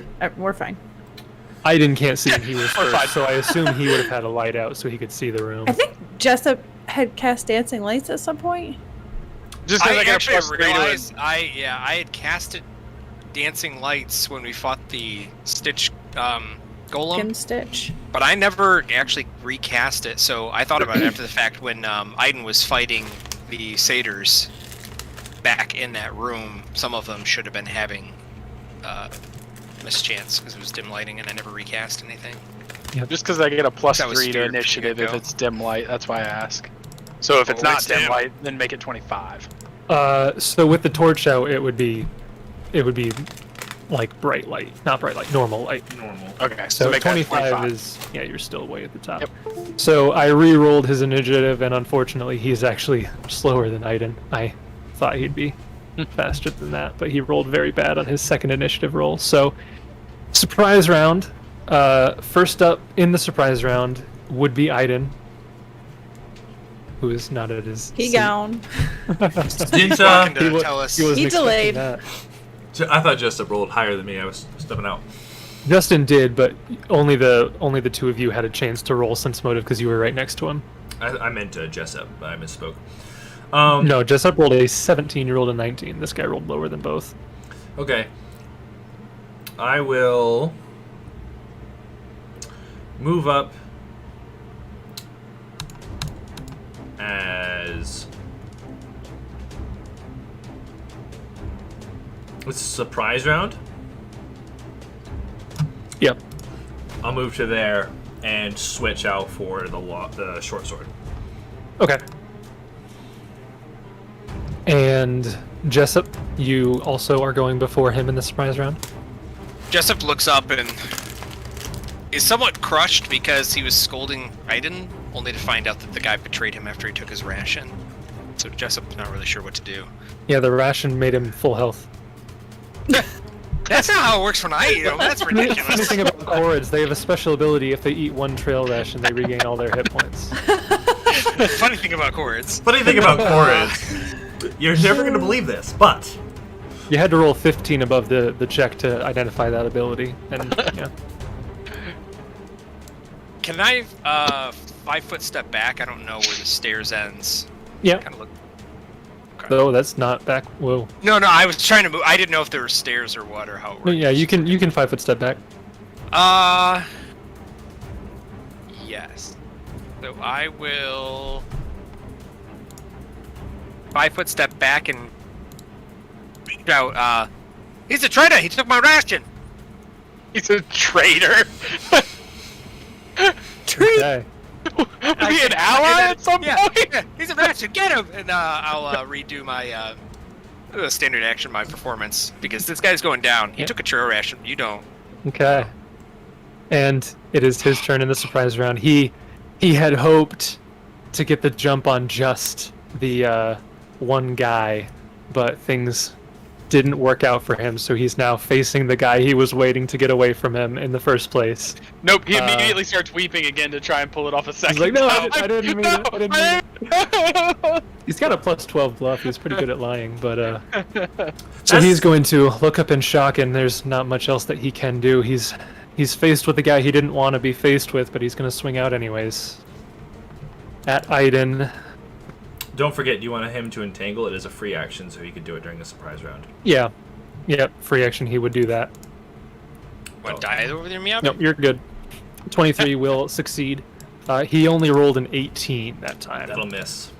Okay, so he's caught a little off balance. He wasn't hoping to make a swing at you, but it's how it worked. So he's going to then 5-foot step back, and that'll be his surprise round. Top of the round, we have Frampton. Frampton. Okay. Well, I don't like that. He put his back to the wall. That's not nice. Yeah. Rude. Is this space standable? No, yeah, you can still get in the corner if you wanted to try to acrobatics over there or risk provoking, but you could get into that corner spot. I'll try acrobatics. Okay. Ha! 17. That's not going to do it. No. So he's going to take a swing at you. Yes. Do it. Did Inspire Courage expire between the time it... He just restarted it. Oh, okay. I was wondering about the rules. He rolled a natural 2 that time, so his luck's running out. That's not going to hit. So you get over there and he misses his swing. Mm-hmm. And you can either attack now or you can ready an action for an attack. I will. Actually, I'm just gonna go ahead and attack. Okay. Interesting choice. I respect it. Ooh, there it is. So Just does don't get flanking. So does God, apparently. My gut feeling just told me to just do it. Like, don't wait. Just go ahead and swing at him. I mean, you could have had sneak attack, but Could have had sneak attack. So that will end up dealing 15 points of damage because you do not have a cold iron weapon. Yes. Okay. A very powerful strike there. Kieran, it's your turn. Okay. You can One of see these. tears begin to well up in this guy's eyes. That's rude. Why is he I don't weeping appreciate again? that. because he's in pain. I'm sorry. I'm sorry. Don't fool me once, you I mean fool me twice. You ain't gonna Alright. fool me again. I am going to cast Shocking Grasp. Okay. I am going to Hold it for the next Move. session. get up here. You could move into flanking. I would have to provoke. You can go through Aiden's. No, you Actually, wouldn't. that's true because he already took an attack of opportunity. But then I won't get flanking. Jason, why'd you talk? Because I already don't have a great chance of hitting I this. and know. I want to hit a freaking Shocking Grasp. I respect I'm giving you. her a My chance. bonus. I respect you as Okay. a player, bonus. but I get 2 attacks. Flanking. All right, putting on flanking. And my I- Inspire Courage. I swear to I God, have Sarah. Inspire Courage. I swear to God, you better hit. Okay. Yeah! But don't Wow. don't celebrate. Don't What? celebrate. Oh, yeah, that's right. No! Spell resistance. Oh my! This is amazing. Oh. My disappointment So- is It's like I've immeasurable. never played a caster ever again. Look at her! My disappointment is 25 to hit. immeasurable. Do I lose the spell then? Yeah. Oh my god! I'm pretty sure you can look that up to see if No, I'm wrong, but I'm no, pretty you sure do. you successfully hit. It's just You it discharge the dissipates. spell, it just doesn't have any effect. Yeah. Well, Welcome to you what- can look that up, and if you see otherwise, we can retcon that when it comes back to your turn. But Sarah, I have found peace with Jerome when I use anything. I just assume it won't work. spell resistance is a killer. Yeah. Especially at these levels. Aaidan, it's your turn. You want to move into a flank? Are Oh, you wait. happy with yourself? Are you happy with yourself? I know you did that too. I know you did.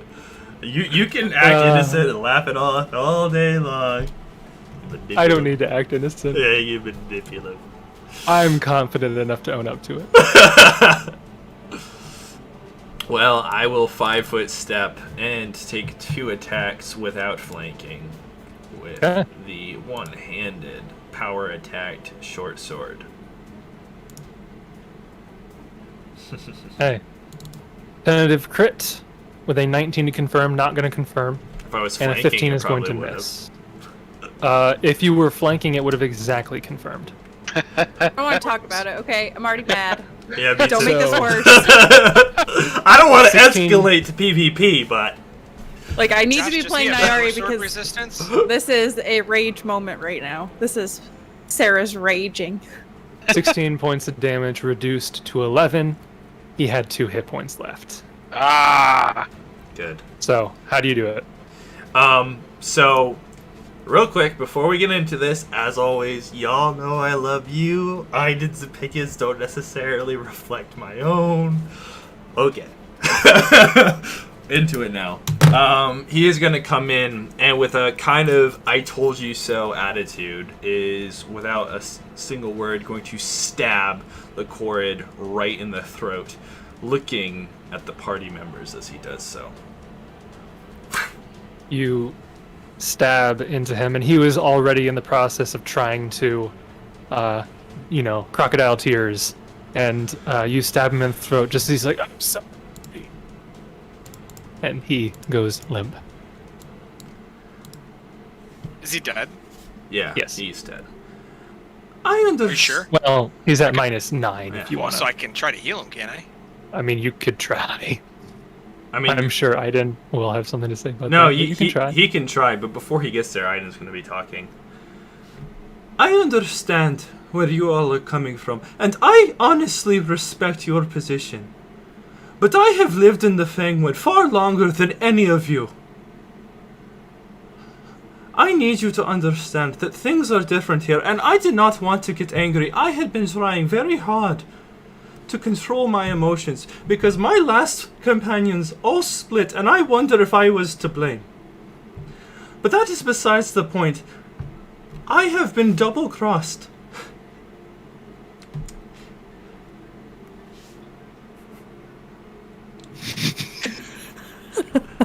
Apparently, I He missed just the got joke. trolled so hard.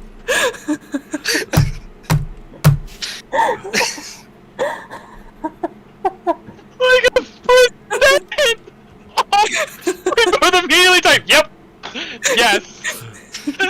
So just for clarification, just Aiden said that.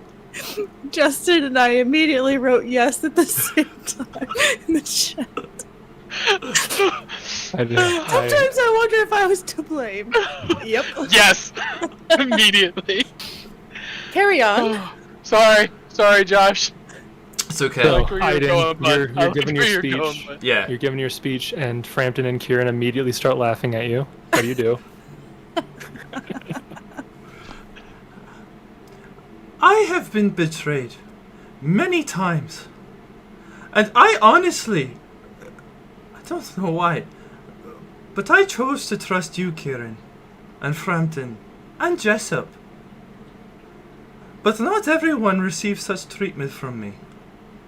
The Fangwood is a dangerous place, and Fae and all manner of creature will trick you and hurt you. So I apologize if I am too on guard or overly zealous. But I do not want anyone that I care about to be hurt. And inaction, my hesitance, has caused more pain than my rashness has. I am still figuring it out. Jessup will kind of look down and puts his hand on Aiden's shoulder. You're right. I'm sorry, I could have let this slip this. I could have, you really could have hurt us pretty good, but, looks like you carry a burden, and I'm not going to say that I know everything that happened, but, some of us are a little older, my boy, and I think we understand things a little bit more than you do. Just about because I am young betrayal. does not mean that I do not understand. I know what loss is. I know what pain is. Your age does not mean anything, Jessup. And neither should mine. And I know that you will make fun and make games because I am only 18. But I have had to do a lot. And I don't demand respect. That's not something that I want. I just want to be heard and not talked down to. All right. Jessup kind of backs off and... Well, I'm just trying to tell you that you're not the only one that's lost people before. So just keep that in mind. Jessup will walk over to the gate. Kieran will look him dead in the eye and say, listen, I'm here for myself, to protect myself. And sure, I don't want anything to happen to you guys. But when you jump right into combats like this, without even trying, without giving other people a chance to reason, you put me in danger, and I'm not okay with that. Alright? So you can get angry all you want. I don't know your background, I don't know your situation. But if you do something that puts me in danger, we're gonna have a big problem. And he will follow Jessup over here. Frampton will just start whistling and trying to mimic the laugh of the creature right there. Like, you can just hear him trying to, like, make the same sound that creature made with its, like, maniacal laugh as he tries to walk over. Everybody roll a fortitude save. Just raised eyebrows at... I didn't roll I a get a bonus because it's not perfect. Oh crap. Ruffle the pockets. Is there anything Yes! of interest? I stunned Jessup for 1 turn. Yes! If he did have the ability, Jessup would be stunned. So yeah, you're ruffling through his belongings. So he doesn't have anything that a normal Korrid that you've encountered has, other than a key. Aaidan will take it, and he'll just kind of wipe off the blade. And visions of when he first returned to Phaendar flood his mind, and he cements in his head that they just don't understand. And Sorry, I was just taken back to the visions. The vision. the visions. The visions. Aaidan Like, has Frampton's visions. the only one that doesn't give visions. Like, the vision. Because I think for him, just to open the headspace a bit, it's more than Sure. his personal loss, right? The destruction of Phaendar and the just amount of disregard for life he's seen hobgoblins have for humans, and the whole struggles with basically book 1. He just has the thought, of course they wouldn't understand. Like, unless you were there, unless you saw it, unless you experienced it, there's no way they could conceptualize exactly how much rot and destruction, you know. And so for him, it's a moment of awareness and an insight of wisdom where, like, when he speaks of loss, he can't articulate what he's trying to say. Obviously, we have all lost people, you know what I mean? Like, that's in his headspace. Like, he understands that point, and he just feels frustrated because he can't say his emotions effectively, you know. He's not a wordsmith. Right. He can't paint the picture of how bad Phaendar is, or how bad Gristlehurst was, or the Skin Flayers, or the fact that they murdered, not Gristlehurst, the Gristledown. Crystalhurst. Correct. Or that, you know, that they murdered troglodytes to live where they do now. You know, like, how do you begin to let them know the evils you've already committed, and that I was just saying, you murdered troglodytes. Right. But yeah, I get it. Exactly. And that for you Sure. to kill a Korrid it's not even a thought. It's not even a thought. not even a thought. Like, It wasn't there. Basically, is Aaidan a murder hobo? No, but if you listen back, you might listen, have. he had to do some things at the time, right? He had to do some things that he didn't want to do, all right? Some Stuff tough got calls weird. had to be made. Yeah. And that's partly why everybody went their separate ways, was it eventually just came to a Yeah. breaking point, and Too much. It was. Yeah. It was. some people just couldn't handle it. It was too much, and I think the other problem too is unfortunately, every time Aidan's been wrong, he has been vindicated in some way. His way has proved resourceful and useful, and they now exist in a situation of a chance because of his actions, whether or not they're justified or moral or in agreement with everyone else. Yep. So. Yeah, and I think that's where, with this group, it's a just stark don't know him yet. contrast. Because Yeah. especially, like, Kieran and Jessup seem to win wars with words rather than swords.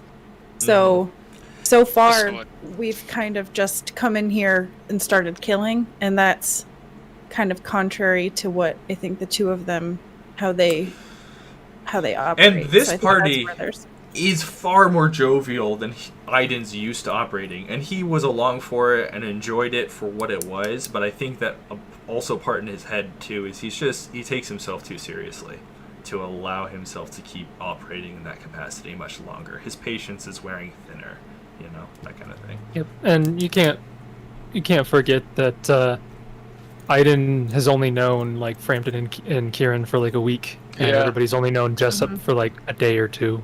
Right. Right. So you guys are still getting used to each other. Mm-hmm.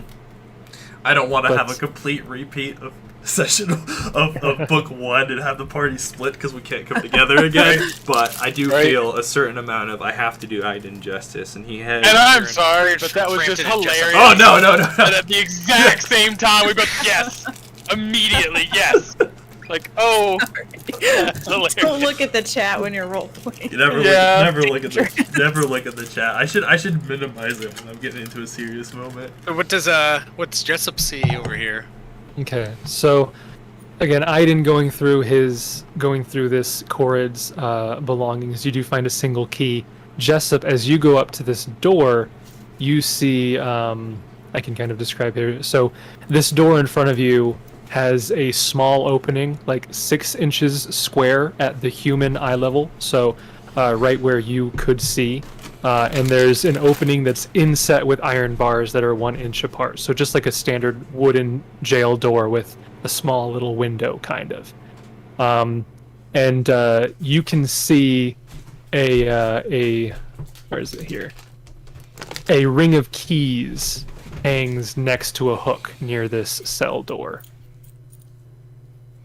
Aaidan will make eye contact with Jessup in a deliberate fashion and then toss him the key that he found.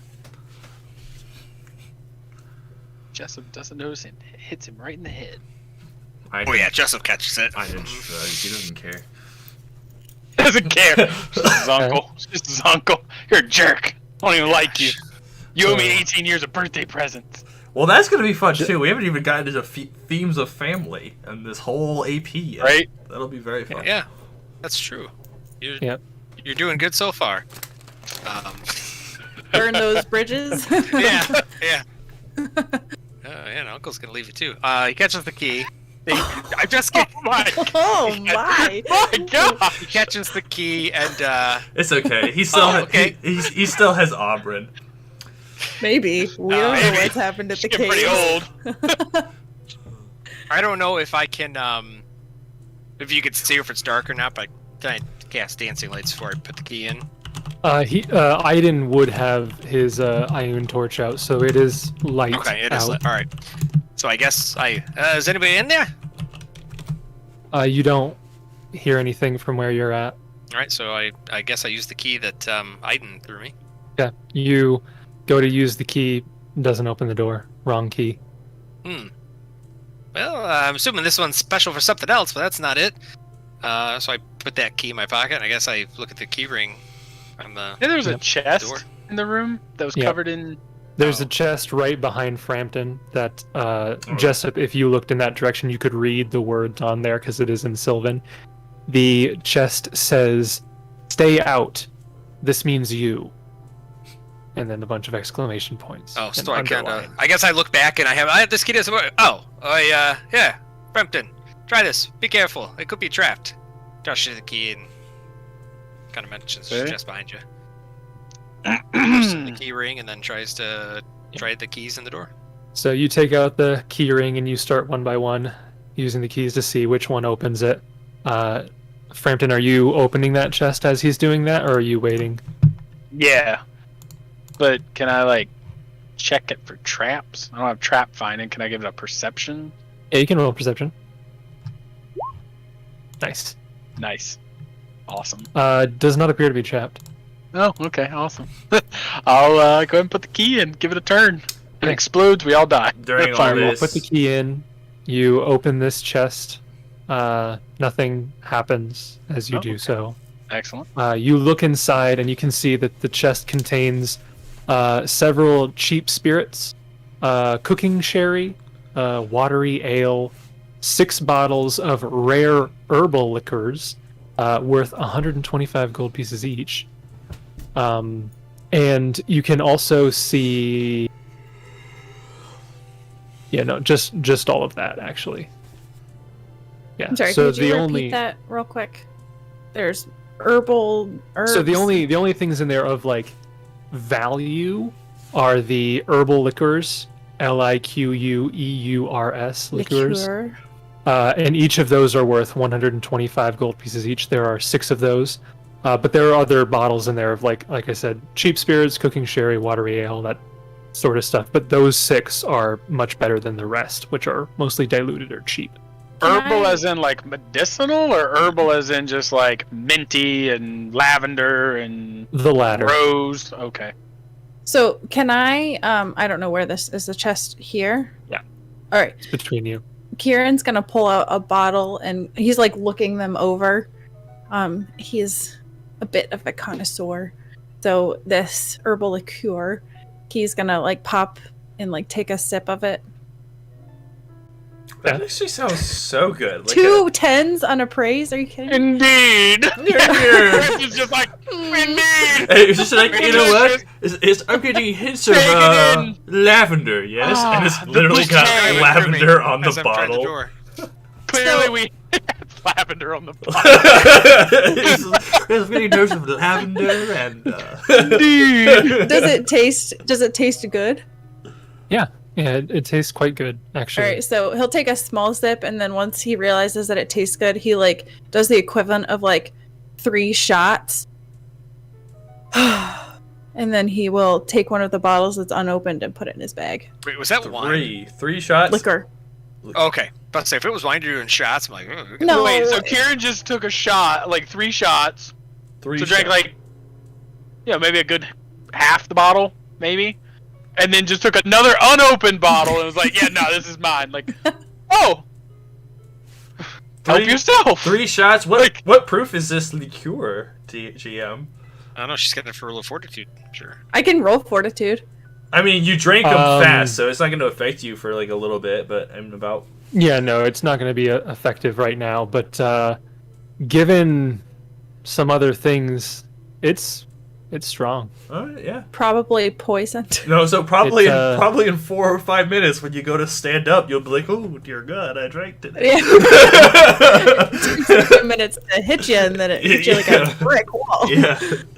3 though, you're Yeah. probably fine though. To The be key fair. is to just keep going, and then it just keeps delaying the effects. Well, as that is all happening, eventually, Jessup, you do find a key that opens that door, and you're able to swing it open, revealing... Let me get to the reveal One-legged tool halfling. here. Revealing a very small room with another door Room right Lord. next to it. A good thoughts, visions of Jealous room Pathfinder. lords. Okay. Visions, the visions. So, I You know, Step Justin, in. it is the name of this podcast. You know. Yeah, this is Visions of Phaendar. Oh yeah. You gotta keep the Visions motif going. It's kind of a motif. It's just because we don't have a shaman anymore. Oh, I hope what's her name's doing okay. Veld. I hope she's doing all right. I have a feeling still- she's just fine. Come on. So, Jessup, you step into this small little alcove between the 2 doors, and you can see, again, this is another wooden door with a small window, but you can actually look inside, and you can see that this broad cell reeks of death and filth. You can see several sets of manacles bolted to the walls and ceiling, apparently much newer than the stone of the cell. 9 of the restraints hold only corpses, but a 10th set contains a still weakly breathing halfling. So One leg. I will Only have 1 leg. How many legs? reveal that. Oh, Oh, I don't like him. He has a punchable face. You're still looking at Aiden's figure. I don't like him. Maybe someone will understand my pain. There are 2 different arts for him. One is that one. The other one looks nothing like that. really? Oh. Yeah, 2 different it's arts very different. because of a reprint, or No, it's the same. It's just he's He in. looks, So they have like the close-up face there, and then later on in the book they have like the full shot, and it just looks totally different. He looks a little Amish.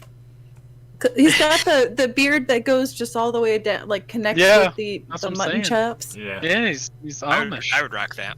Given his I try backstory, to that's not too far off. Amish. Yeah, his backstory is kind of like that. Okay. I guess I try to. I'm assuming that it's locked, so I try the other remaining keys to see if this opens while holding my breath. Yeah, so you start going through the keys again, and eventually you do find one. It's a different key, but you do find one that opens that door as well. Yeah, I think I got him in here. Oh boy, it's a little smelly. As you open the door, his head kind of lifts up a little bit, and you can just barely hear his raspy voice come out. And he says, "Please, get me out of here." You got it, pal. I just gotta. It's fragrant. Yeah, I'll help you best I can. So Jessup will slap a good old heal spell on him first, and Okay. then try to get the manacles down. So I'm going to. Can I do a heal check? Like what? Yeah, What? you can roll a heal check. I mean, what hit die would it be? So I can make sure I'm casting a perfect spell. Okay. I mean, I A don't want 20 to heal. overgo, you know. I don't want to waste a level 2 spell on this guy if I don't need to, but... So with a 20 heal check, you can tell that he so he is missing one leg. It looks like his leg has been bandaged, and it's actually been bandaged decently well. It looks like he has gone a long time without a proper meal. Game speaking, he is fatigued and has taken 40 points of non-lethal damage from thirst and starvation. He's pretty high level. Right, so cure moderate wounds. Let's go. Too bad you gave your last ration to that thing out there. Oh, I got 4 more. That stinking cord jerk. Betrayed me. Betrayed me. I was happy. Betrayal! It's been a while since I brought out Whitey Aaidan. It was pretty nice. I think I found his voice again. Doing great. It's 3d8 if you're casting cure moderate wounds. Your moderate would be 2d8 2d8. It's 2. Okay, so I gotta roll 1 more d8. plus 6. Yeah. On level 6! Oh! I don't know what's going on. I have no idea what's going on. So it would be +1. I'm an idiot. 14 total points of damage. Okay. Yes. No, not So that- damage. Damage Well, healed. healed. Yeah. Yeah. 14 points So of that brings damage him- You healed. just coup de grace. Put me out of my misery. With my whip. I don't know how it happens. I just do it. Yeah, I'm not that gonna- heals a good amount of the non-lethal damage that he had taken. Okay, He so I is just- still fatigued though. Yeah, I do that. Just yeah, just trying to get you to pick me up. Let me see. I'm assuming, do I have to use a key to get the manacle off, or? Yep. Okay, Yeah, so it looks like the rest of the keys on this chain are probably for each of the manacles in here. I guess I keep going until I find the right one. Yep, you go through and eventually you do find the one that goes to his manacles, and he's kind of hoisted up a little bit, so as you unlock it, he kind of drops down onto the ground and collapses there a little bit, and he starts coughing, and he says, "Well, thank you. I didn't think I was going to get out of here alive." I mean, You're not. we're still not out of here just yet, but better that we found you. Are you one of the rangers here at the fort? Hey, well, seems like I'm probably the only ranger here anymore. My name's Serial Thessadin. Is it cereal? Cereal. Sick, like cereal. Okay. Oh, Well, God. yeah, Cereal. cereal. He says, and I appear at the moment to be the commanding officer of Fort Riston, on account of my being the only ranger left alive. Well, let me get you out of this room here real quick, and he kind of tries to pick him up and get him out of the room, I guess. I'm assuming he's talking in thin, common, very right? light. Yeah. Okay. So, help pick him up just to get him out of the room, so that way we're not sitting in the filth. I got some rations here for you. I got a couple left. Stupid cord. Tell you. That'd be real nice. Yeah. I give him, I don't know. I literally dump the 4 I have on the ground. Yeah. I just let him go at He whatever picks one needs. up and starts eating it. There's 3 of us now too, instead of just 1. Does he react to us at all? Aaidan, look! It's a ranger. He's too preoccupied with eating at the moment to really look around too much. Like, he acknowledges you, but it's almost like his focus is on getting something to eat. You don't know how long it's been. Aaidan will walk up and then just sit and just wait for him to finish. Jessup will give him his water skin too. Yep. So He- it's just whatever he wants from that. Completely empties the water skin once you give it to him, and eats 3 of the rations all in one go. Well, Aaidan will crush him. Don't eat too much if it has been too long since you had a last meal. He just kind of like half nods and then continues eating, maybe a little slower. You just had like your body weight in food there. Yeah, well, I've probably gone, I don't even know at this point, maybe a week without eating. Been there. Rubs his tummy. Yeah, I'm sure you have. Well, in my youth. Do you need more healing or anything? He kind of looks at you and he's like, to be honest, yeah, if you have healing, I could use a lot of it. And then he kind of like looks down at himself. He's still covered in like several bruises and whatnot. I'll guess I'll use some more of the wand here. Jessup kind of looks up. I gotta help take care of this guy. You guys okay? You guys need some more heals? We're running low here, but I want to make sure you're all tip-top shape so we can get him out of here safely. A couple of potions if anyone needs to eat any, drink any. Aaidan will tell you to help him first and will not reveal where he's at, but just so you know with a heal check. Well, yeah, dots in green, so I think you're okay. 47 out of 62. Oh yeah, my dot. It is green technically. It's not less than half. Kieran's gonna wash down his shots with a Cure Light Wounds. Quite the See chaser. if we can roll better than a 2. We're gonna roll a max for a Ooh. 9. That's nice. Nice. Well, crap. I did 3 to that guy. I don't know how much that helps him, but I So that brings him from 26 non-lethal down to 8 non-lethal. So I guess as Jessup's healing him, I guess like taking 20s, doing heal checks while he's kind of doing it, and periodically asking it, "Need some more? I got some more." He kind of stumbles and leans back against the wall and he says, I think for now that's probably good. Looks up, Frampton, Aaidan, get him out of the hut. Nope. I'm fine. I'm fine. Aaidan will nod, but then turn to talk to the halfling. Was that a nod like you don't, or a nod that you do? Nod like you do. He's 47 out of 62, so 1 or 2 is probably fine. More than enough. So he did it. Well, I didn't know if you were okay. Can I get a sense motive on Aaidan? He's Yeah, a little sure. grumpy. You want me to roll a truth?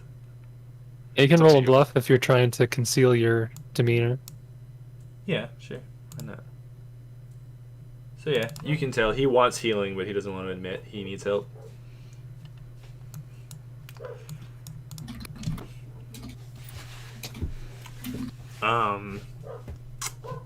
Classic. I swear to What- God, if yeah. that becomes a shtick. Should have made him 28. No, Teenagers, man. Teenagers. I That's still- all. Teenagers. the yes, I worst. still wouldn't have gotten no respect. Hey, trust me, I got an 8-year-old who acts just like you. Is that good for? So I kind of get 2 charges off, and That's fine. you right there? I did not. I know that you might not want to talk right now, to the halfling. But I think that we both will have stories the other will want to hear. What happened here? What happened here? Oh. Yeah. Well. Right now, I'm not sure. Sounds like a heck of a party, though. Chorus. I'm guessing... Yeah. I'm guessing the hobgoblins moved on. Some 2 weeks ago, though, we were attacked by a horde of hobgoblins, along with a set of trolls, forest animals. No idea where they came from. Scouts never mentioned a force anywhere near that size. We held our own until their dragon swooped in, spraying acid, ripping down the north wall. I got a nice knock on his jaw, and he returned the favor by biting my leg off. He kind of pats the stump up to his thigh. Soldiers bandaged up a few of us who survived and tossed us down here. You're welcome to take a look if you'd like. He shakes his head. The dragon. It worked with the hobgoblins then, in tandem. As far as I can tell. The hobgoblins, they attacked us from the front gate. Most of us went over there to fight them off. A bunch of explosions started going off near the north wall. Tower started collapsing. Trolls started coming in, and then that's when the dragon came by, finished off the tower, collapsed the wall. They flooded in from the side, surrounded us. Trolls too? Then this is worse than I even knew. What is your name? I don't know how much you know, but it's real freaking bad. Yeah. Alright, it's tough to get the leg up on a dragon. And I walk away. He does not laugh. Yeah, I don't think he does. Wait, excuse me, hang on. Roll perform comedy. Excuse me? Do I at least get a smirk on his face? Or No. is it too tough? I think that falls under your dark humor jokes. Oh yeah. Your delivery was good, but he's not in the mood. He's not in the right headspace yet. He'll laugh at it later. No. I didn't. Maybe tomorrow he'll think back Tomorrow. on it. Aiden has the thought. He just doesn't get it. This guy understands. This guy knows what's up. That thought crosses his head. Have you heard what has happened to Phaendar? He kind of cocks an eyebrow and he says, Phaendar, I haven't a clue. I've been in here for I don't know how long. I haven't been out of the Fangwood in months. What is your name? Like I said, my name is Serial. Serial Theosidin. Sirio, I think I will know how your scouts did not hear of the hobgoblins, or the trolls, for that matter, or the dragon. And oh my gosh, so many calls. Give me a second. I'm gonna throw my phone away. They're not very good scouts if they missed all that. Well, no, you don't know. Well, you know as a player, but you don't know. You don't know. You don't know. You don't say nothing bad about the Rangers. Snapped. Aiden will Teenagers, I tell you. explain the assault on Phaendar and the Iron Fang invasion and the appearance of the Black Tower and the events that has transpired. He won't go into the full details of the surviving group. He'll just mention there's a handful of us who have survived. This troop I've met later, but have been helping us. The gist of book one, all of the book one stuff. Yeah. And just for your own headcanon, I'm going to be mildly censoring my language with this guy, but he would be using probably different verbiage than I do. But... so does Oberyn, technically. So you explain all that, and he's like, bloody magnificent. Bloody. As well, I suppose that explains how they showed up out of nowhere. Never encountered a force that size that the Rangers didn't notice miles in advance. Phaendar too, they are on the plains. How many rangers were stationed here? He's thinking, he's like, during the attack there were probably a couple dozen of us, 30, 40. 10 of us survived. They threw us Possible down that- here. There were any patrols out that still just haven't returned? Maybe. I mean, you might not know much about the Rangers, but the vast majority of us don't stay in forts.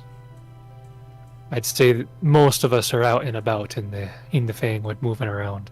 Aaidan nods. I understand that much, but we were sent by a former ranger, Aaidan the Green. We are looking for aid for our survivors back at Mistholm. You say that, and so when you mention Aaidan, he's like, "Yeah, I heard of her. Never met her myself." And then you mention you're looking for aid, and he starts laughing. He's like, "Well, you found it."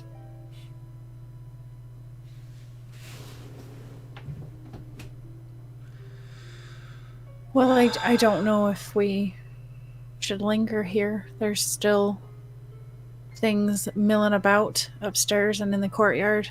Maybe better if we can get you to the woods. We came across a fellow ally, I guess, for lack of better terms.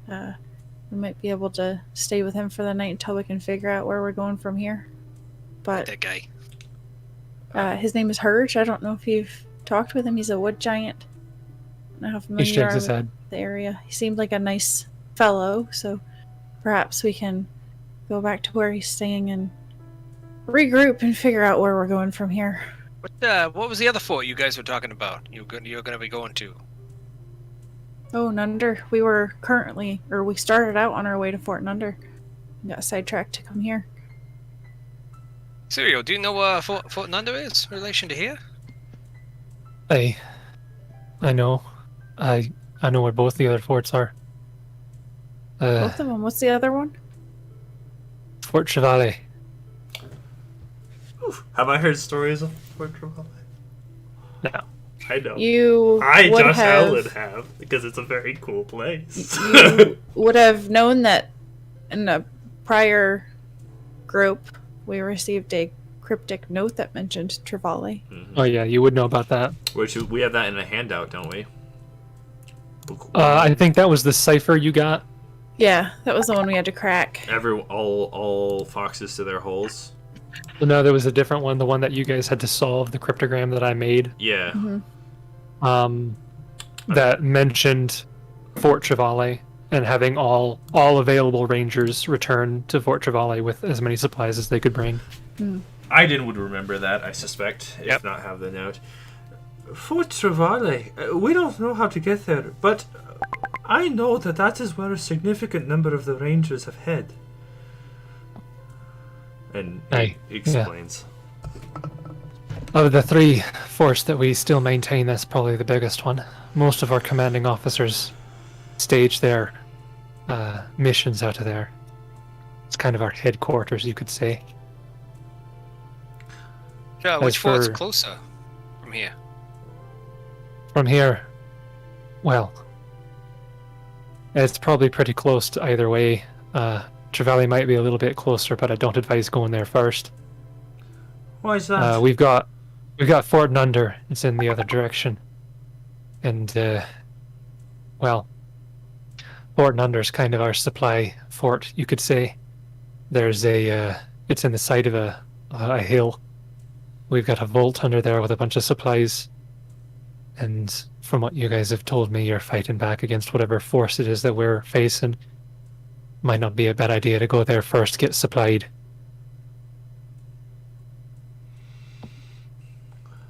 And might I add, like I said, they've got a dragon. Two generations ago, Rangers fought a trio of green dragons, and they might have some supplies specific to them there. I don't know, I've never been in there myself. Based on what you said, I got a feeling we should go there next.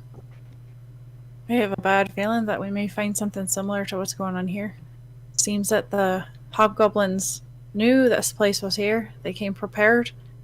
And if they knew this place existed, I wouldn't be surprised if they know about the others and have made their way there. You said they left about 2 weeks ago. Yeah, seemed something like 2 weeks ago. That's when the face showed up, at least. Aaidan will start pointing at Kieran. That is a good point. How would the hobgoblins know of anything? The Rangers have operated in secret for a long time. He just kind of shakes his head. And he's like, I can't tell you. I don't know. I mean, I've heard of the Iron Fang Legion. I know about them. They're a Malthoni group, a mercenary group. But this whole attack didn't strike me as a Malthoni operation. There's too little regard for the strategic value of the fort. Just taking down the wall and the tower. There's no follow-up from human forces. So I don't know what their tactics are. I don't know who's leading them if it's not a Malthoni operation. And like I said, there were trolls and forest animals. They might have druids on their side. I do not know much about how the Imperial Army operates. But could this be a new commander or a rogue unit? Or what could explain this? Done some studying on the Malthuni army as well as Nirmathos. Have you, Kieran? Yes. Yeah, certainly. Got quite the education back in Absalom. I can tell you it doesn't seem like anything the Malthuni army would be doing. If any of you can roll a knowledge, history, or I would allow a nobility check. Geography. No. 17 under nobility. Okay. So you have 17 nobility, 12 history. Can anybody else make either of those rolls? Okay. I mean, I have all No. of them, but I Mark chose to do So- history. told us. So, Kieran, with knowledge nobility, you are also familiar with the Iron Fang Legion. All that you know is that the past 2 years or so, they have not been with Multhune. They kind of went off the radar, so to speak, a while back. This is the first time that they've really popped up in a while. As far as I know, the Iron Fang Legion kind of split ways with Multhune. I don't know if it was started on one side or the other, but they kind of laid low for a while, and this is the first that they're coming back to life. I don't know what the significance is, but if my experience with military is any indication, it's likely they probably have gotten a new commander. Not good, whatever it is. Well, think we should try to get out of here while we can? Yeah, we don't want this to drag on. We should probably leg it. Hey, I'd like to get out of here as quickly as possible. Aaidan will help him for as much as he needs assistance walking. It's a shame. If I had my stuff with me, I might be able to help you a bit, but they've probably taken that long since. What sort of things? And he pulls out all of the clothing and gear that they had from his room. All of those things. Specifically, all of those things. Well, then you happen to be in luck. We found your living quarters before we came here. I have no ties to it. And he offers all of his gear to him. Okay. Did you bring the one shoe? He grabbed everything he found, so... Yeah. A klepto hobo. So he dons his armor and he puts on his weapons and he grabs. It would have been he had a halfling sling staff and then there was the crossbow. Do you give him? There was a +1 crossbow. Do you give him that too, or you? I think that might have been carried. That might have been left up in his quarters, but we can, on our way Okay. out, swing by there and hand it to him. Well, if you mentioned that, he'd be like, "Oh, that wasn't mine. That was a friend's." And then he looks back in the cell and he says, "He won't be needing it anymore." I'm sorry that is the case. And I don't mean to insult your skill, but even with your gear, are you sure that you're in a position to fight? And he kind of addresses the elephant in the room. Honestly, not really. I could probably hold my own well enough, but he looks down at his leg and he says, without anything really to compensate for this, I am not going to be moving too quickly. I admire your courage. Perhaps we can find a stump or something in the kitchen. Can I don't think this is necessarily how this spell works, but can he ride on my floating disc? I think he weighs less. I mean, you should be It pretty. can hold up to Should be quite a bit. 500 pounds.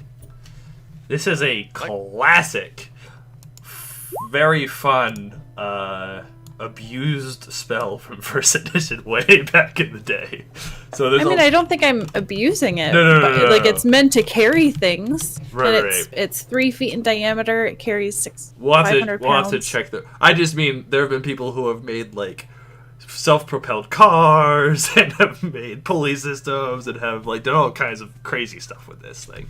So I'll have to see what the text is here. So, yeah, I'm not going to read it at the moment, but I'd say you probably could. Yeah. Before you do that, he would kind of hobble over to the cord, and he would grab the club that it had. And as he gets on the floating disc, he pulls out a small knife that you would have given back to him, and he starts slowly whittling at the club. Oh gosh, I don't know what he was. Thought he was going to do something else with that knife. I know. Well, I wasn't know. liking it. You're still not gonna like what he's gonna do. I think. I mean, probably not. But I have a feeling you're not gonna like what he's about to do. I think he starts talking like an Irish pirate now. me? Cereal. So we'll wait for him to finish his project. Is he gonna attach that to his leg? I like it. Maybe. That'd be cool. Right, so I will. Make Oh, you're the- waiting for him to finish? Okay. Yeah. No, I was gonna. It'll I take have a the while. disc Oh, so that he how can long is it? whittle Ah, while we minute. walk. He's basically going to take this club and he's going to whittle it down so that he can use it as like a peg leg. Yeah. I told you. So that's going to take Well. a while. How long's a He while? can ride on my disc. Yeah. So Have I you guess tried we'll- whittling a peg leg No. out of a solid club? Well, it's gonna take a minute. No. That's why I'm asking.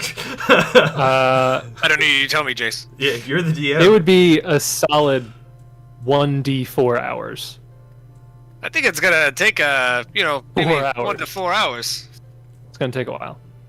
Oh, here's the thing. There's a bit of a gathering out in the courtyard. That's not exactly the way that we came in. We bypassed that, went right up to the second floor and worked our way down. But there's a big guy on the second floor that we didn't bother, and there's red caps in the towers. Do you know of any other way to get out of here other than the front door? As far as I know, you're going out the front. We don't have any fancy little escape routes. We don't have anything like that. That would be more compromising than anything else. We still have the Philip Tower though on the north, right? Could we come out the way we came? Yeah, if you want to go up top and out through that side, you could. Or I'm you just can go out the front. nervous about any change with Hulk on the second floor. I guess maybe we could try to sneak past. Yeah, if you mention Hulk, Syria would actually tell you some things about him. Because he's Right. actually familiar with that. And he would be like, yeah, Hulk Grundlechar, he thinks himself as some kind of Fey warlord. We spent the last couple of years liberating him of those illusions, but sounds like he and all the other shiftless Fey of the Charnisardo have made themselves at home. So it would seem. He's a force to be reckoned with, but Kind of the impression that we got, and we didn't find it necessary to deal with him right at the moment. And I'm thinking maybe it's best just to leave him to his machinations and get out of here while we can. That's really his name, Jason? Grundlechar? Yep. Huh. He says. Says the guy named Frampton Burn Britches. No, but does everybody know what a grunt... We have a clean tag. I'm not gonna go Yeah. into Yep. this. Yep. Just go ahead and Google what obliged. Grundle means. I'm just saying what his name is in the book. It has a meaning. That's Copy weird. pasted from the book. All right. Yeah. Well, kids, you can look that up later. We'll talk No, about kids, that no, when we're not please no. streaming. All right, so we will try to, I guess, go I'm out the doing way that we this. came. We will go up, try to sneak past the second floor or the first floor with Hulk, because the doors weren't open. So Yep. I mean, could we try to stealthily open this door? And I see if think there the is a way door's we can get still out? open. I don't know if anybody ever closed it. Okay. Well, I guess when we go up, we might as well look to see if there's a. If we come through this door, And they're I still figure we can just partying. kind of move over. Yeah, if you guys come up and if somebody looks out the door, it's much like before. There's They're just a partying. number of them out there just doing different games. It looks like they you see one of them kind of like walk over from the south eastern side with another keg. Could we make a run for it if we go out these doors and head north? Do we think that we could get away like Frampton did last time? I don't know how quickly Potentially. the floating disc can go, though. We can go pretty fast. I don't know. It will accompany you at a rate of no more than your normal speed each round. If not otherwise directed, it maintains a constant interval of 5 feet between itself and you. So can you run with it then if it stays at your speed? So I'll just say, hold on tight. We're putting the gas pedal down, and then he'll just go. What the heck's a gas pedal? I do not. Um, I know you're from the city, Kieran, and you have weird analogies, but I really do not understand that one. Oh, take my word for it. It's a great machine that is a lot of fun. Riveting. So you guys are going out the front and you're making a beeline for the gap in the wall. Yep. Okay. So you guys head out there, and as you do, you see that like half the cords out here look in your direction, and they just kind of like squint, and like all of them are like in the middle of games, and like one of them was in the middle of like lifting a rock, and he's just like holding it there as he looks at you. As one guy behind him was like doing a running contest, falls into him, the rock drops on top of both of them. They don't make any movement towards you. They all just kind of like blearily look at you, and you hear one in the corner over there. He's like, "Oh, it's one of them hallucinations again." Hi. Kieran's So- gonna take the bottle of liqueur that he drank out of. He's gonna run up to one of them and be like, "Try this. It's really good." And then he's gonna run away. So you give it to one of the cords, Yeah. who That one. holds it, Yeah. and he looks to the guy next to him. He's like, "That hallucination just gave me a bottle. It's a real one." And he kind of opens it, and he like takes a little bit of a drink. He says, "Oh, I don't think Linder's gonna be happy that hallucination just gave me this." So I know that you Um, meant real, as in he's not a figment of imagination, but it sounds kind of funny. You know, he's a real one, though. You know, he'll always come through for you. He's always bringing the liquor, always. So we So yeah, escape. they go back to their festivities. They don't really pay mind. Oh, beautiful, beautiful, beautiful, beautiful. We have no Yep. further. All I guess we right. run out. Yeah. So we all just take off at the same time or something? Or- Yeah, we have no further. Kieran, you okay? Go and hand him. Yeah, we have no further business here, so I think that we go further into the Fangwood, find a place that's safe and further away. Maybe if we have enough daylight, we'll make it to Hurge, and then from there, we'll continue on to Fort Nunder, as he suggests. Yeah, you guys didn't spend excess time like combing this place, so you've made a pretty good time coming in, coming out with the halflings. So you have enough time to make it all the way back to Hurge. Before we Today. fully leave, Aaidan just stresses there's no one else he thinks that could have made it. Yeah, Sirio would just shake his head and he'd be like, "There are only 10 of us that survived. They threw us all down there in the cell. I was the only one that they gave any real effort towards bandaging, given that my wound was worse than the others. So everyone else got infections, and one by one." Spent a week surrounded and chained with 10 of his closest friends as they all died and decayed slowly around him. At least 2 weeks. Because he said that the hobgoblins left 2 weeks ago, so he's at least 2 weeks in that cell. Good God, and I thought Kieran was an edgelord. That's rough. I don't know how that makes him an edgelord. He had no control over that. His backstory, if you brought him in as a PC and said, oh yeah, so he was in a room with 10 of his best friends as he slowly watched each of them die. That's But half, he doesn't half his know backstory. true loss like Aaidan does. Yeah, half is his Aaidan going to stress backstory. to him how he has it still worse than that guy who Listen. now has one leg and 9 of his friends decayed next to him? No, like I want Aaidan to bring that up because I know Jason would really lay into that.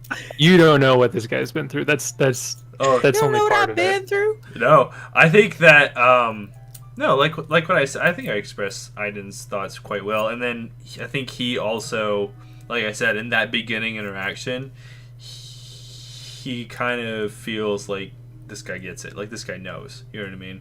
So if This guy anything, gets- Oh yeah, we don't get it. We don't get it. Right. We don't get it. right? That's Aiden's thought. Like you literally just don't understand. Right. He just Typical meets people. 18-year-old. He just We meets got it. people and assumes that they have no idea what he's Yeah. been through. Right. Yeah. Well, that's probably true. But. Exactly. You don't know me. But yeah, so if Okay. there's no one else, then we can jump cut to a campfire scene if you like. Yeah, you guys travel through the Fangwood. Eventually, he does finish his peg leg, and he attaches that. He gets like a belt and wraps it around his stump. And you guys eventually do make it back to Herge by the early Bartolel is there? evening. Yep, Herge Okay. and Vardalel is there. Looks like they are both in the process of uprooting the burnt trees so that new ones can be planted. Does he just have Does he have his knee still? Is it just the leg, like the foot? No, that's- it's up to his thigh, like Oh. mid-thigh. Oh, good God! So he's missing. He's gonna have a hobble. He's got a crazy hobble. Yeah, it's a halfling who got bit by a dragon, so the vast majority of the leg. It's gone. It's surprised he He's has. probably any leg. lucky that he Yeah, has up yeah. to his thigh at least. He's surprised. It's amazing he has any leg left. Yeah. And to think that he like put a hit on this dragon before that happened, he must have some class levels. Well, he survived 40 non-lethal damage, so that Yeah. at least tells you he's up there a bit. Well, I mean, 40 non-lethal doesn't mean that you die. No, but he would have passed out if he. But if Kieran And- had 40 non-lethal, He has to have more than 40 hit points. Is the end of the day, else he would be unconscious. I mean, it doesn't take much. Kieran has just under that. Right, but you were level 5, right? Yeah, but I have a D6 hit dice too.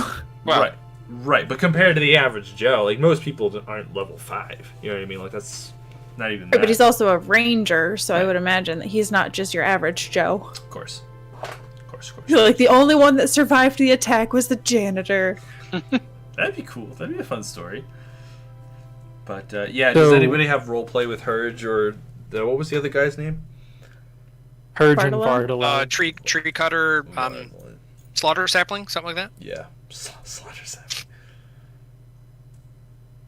If nobody has any significant stories they want to share with them, Aaidan at the end of the night as they're settling in and just looming over. I don't know if they have a campfire or if they're probably using the heat stone again, right? Kieran's heat stone. Or what? Well, it only lasts for 24 hours, Oh, okay. and I think it may. However, I'm not sure. we set the evening scene. Aaidan will ask. So, Serio, if we are to go to Fourth Nunder, what is it that you think you will do?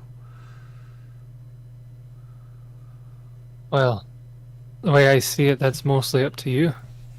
I can accompany if you want, but like I said, I might slow you down more than anything. Though I'll do what I can. If you have somewhere else that you want me to go, I can go there as well. I've still got some fight left in me, but my usefulness is to a point. Aaidan thinks for a moment. I think that you would know yourself better than any of us. So I will let you decide, but I will inform you of your choices. You can come with us, obviously. But they could use help at Mistholm. You could meet up with Oberon the Green and the other people there. I do not know what else would be helpful. And he shrugs. He is now Amish emo. He kind of nods, and as you guys were leaving, he would have grabbed one of the green ponchos that was on the skin stitch, so that he could have one of those again. I sort of got Wait, interested. didn't he had a cloak of resistance? Yeah, he had. Didn't He had a poncho. Wasn't that part of his... Nobody wore that. You gave that back to him. Yeah. Yeah. Okay. I was Yeah. quote unquote wearing. I was carrying it because I already have a cloak Okay. of resistance. They don't. So now you're stack. back to only 2 cloaks. So he'll put back on his poncho, his ranger poncho. He was like, "How And- dare you wear that other ranger hood? You're not a ranger." He would kind of look at you and be like, "All right, well, what's your plan? Are you heading back there as well, or is it just these two that are heading back?" And he points to like Herge and Vardalel. It is just them. I do Aye. not speak for the rest of the group, but I plan to go to Fort Thunder next. All right, well, I suppose I can accompany these two and go back there and maybe give a message, let them know that you're all right and you're still working on things. And then, if you need my help, you'll know where I'm at least. Stay safe, I think you've kind of done enough. Right, well, I don't feel like I've really done anything. We all been there. That's for sure. Is there anything that you can tell us about this dragon?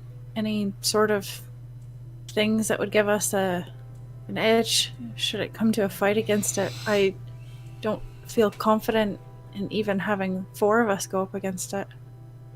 He laughs. He's, "You shouldn't. It's a bloody dragon.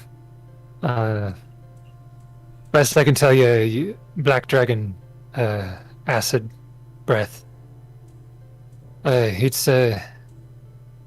was a bit lean for its size. Not necessarily small, but thin. And I don't mean that like it was malnourished or anything. It's just like a nimbler sort. For what help that is. Do you think it has the capability to be, like the boss of this book or something? I mean, that's up to you. It is really hard for me to say.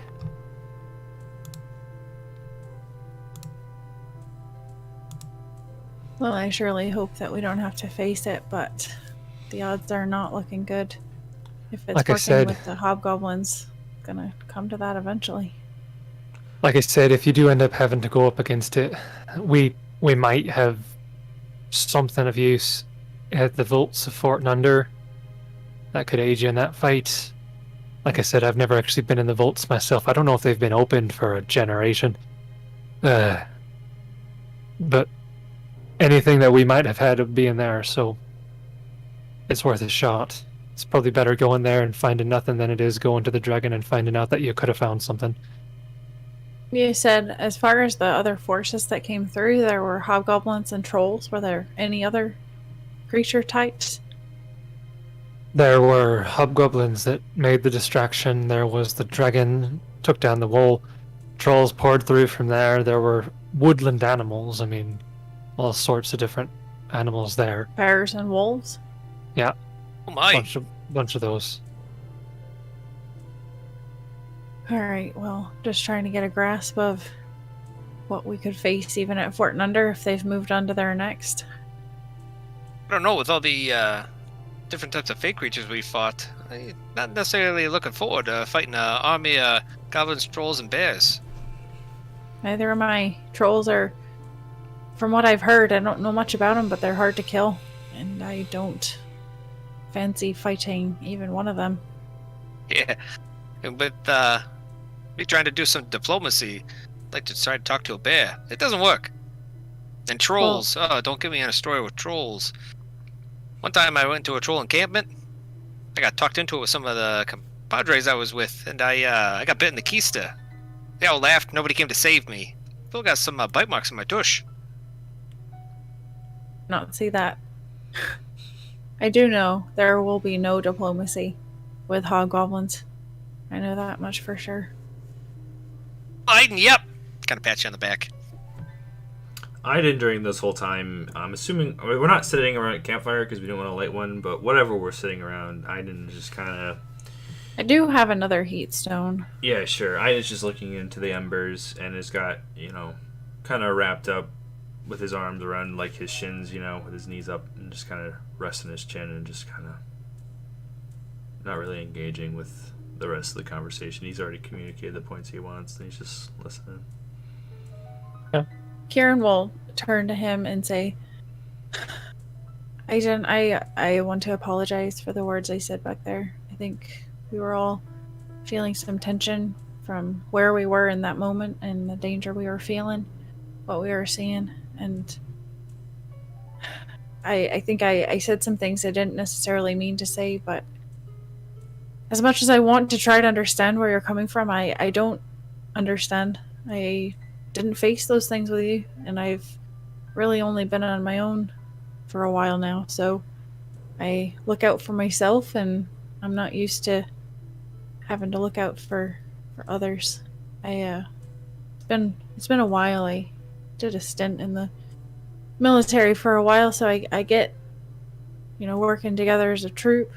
It's just been a while, and it wasn't the life for me, so I'm not used to it. I didn't. Yeah. Oh, go ahead. Oh. Yeah. I second that, Aaidan. I didn't mean to offend you, and I certainly don't mean that my age means I'm any wiser. I'm kind of dumb, let's to be honest here. But and I'm also not good with family. I have my own troubles, but we've definitely all seen some stuff. I'm sure at some point. I'm not gonna pretend I know what you were gone through. I'm sure it's been some terrible stuff. I see my fair share. I've just had more years to kind of learn to cope with those kind of things and just kind of put the positive spin on life. So, keep your chin up. I'll follow you to the fort. Aaidan doesn't talk or give much in way of a response.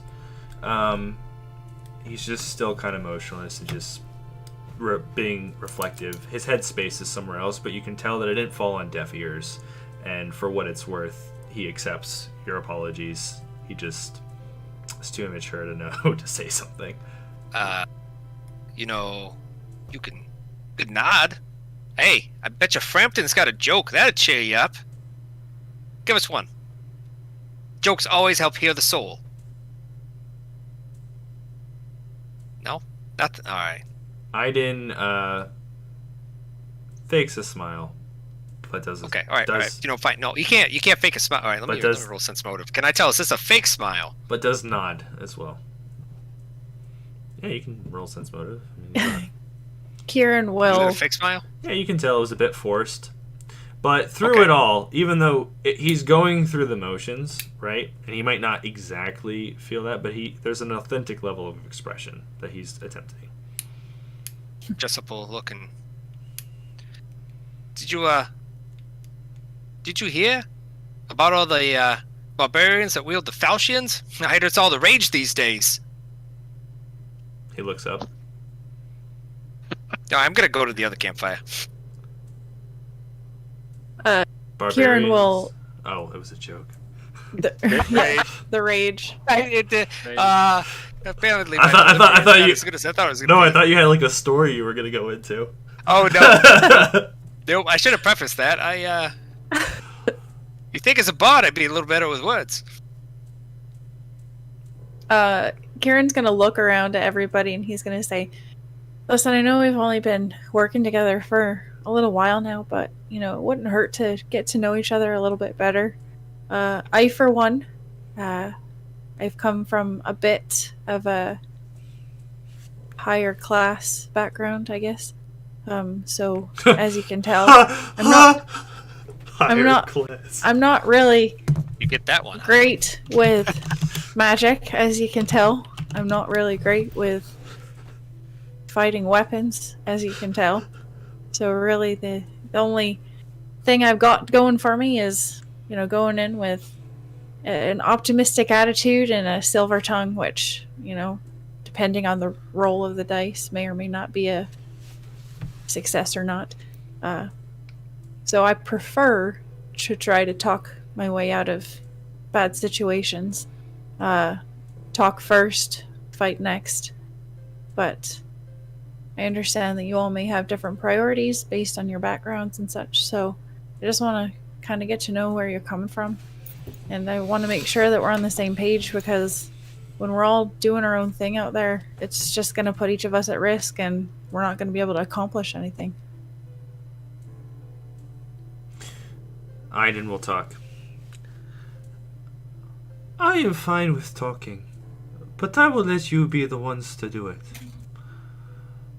You just let me know when the blood needs to flow.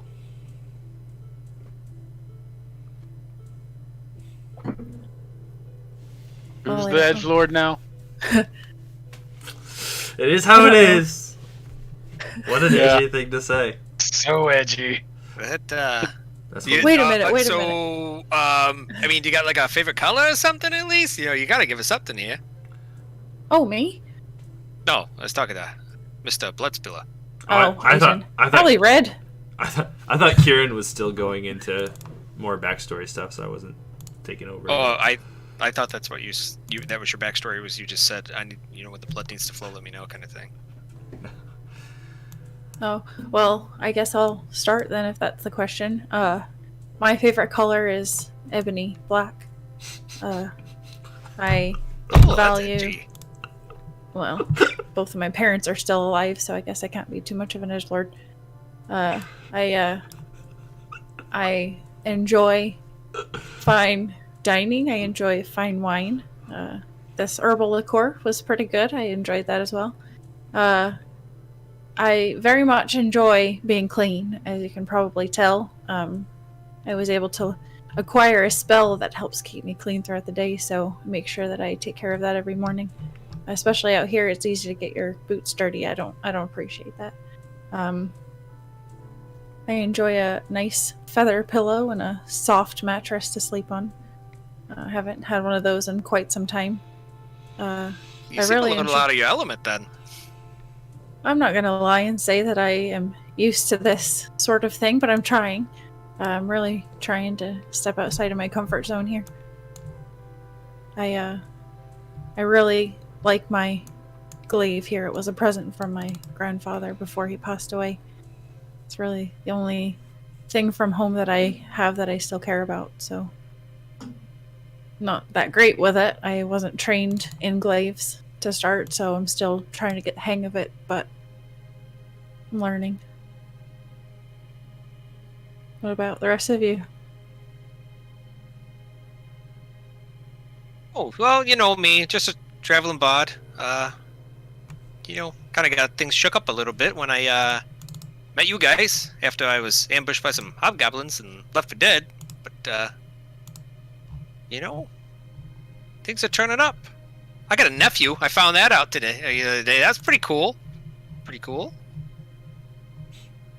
Trying to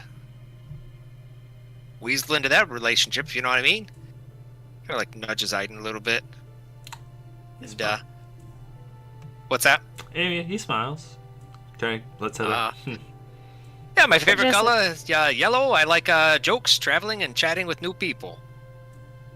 Asking, I'm sorry to interrupt you, but you said something yesterday that I kind of didn't think of at the time, but you mentioned having a wife. Are you married?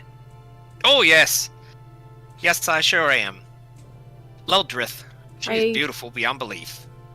Oh, so is she... I don't mean this the wrong way. She's still alive? Oh, no. She passed away about a year ago. Sorry to hear that. Well, we had a good life while she was alive.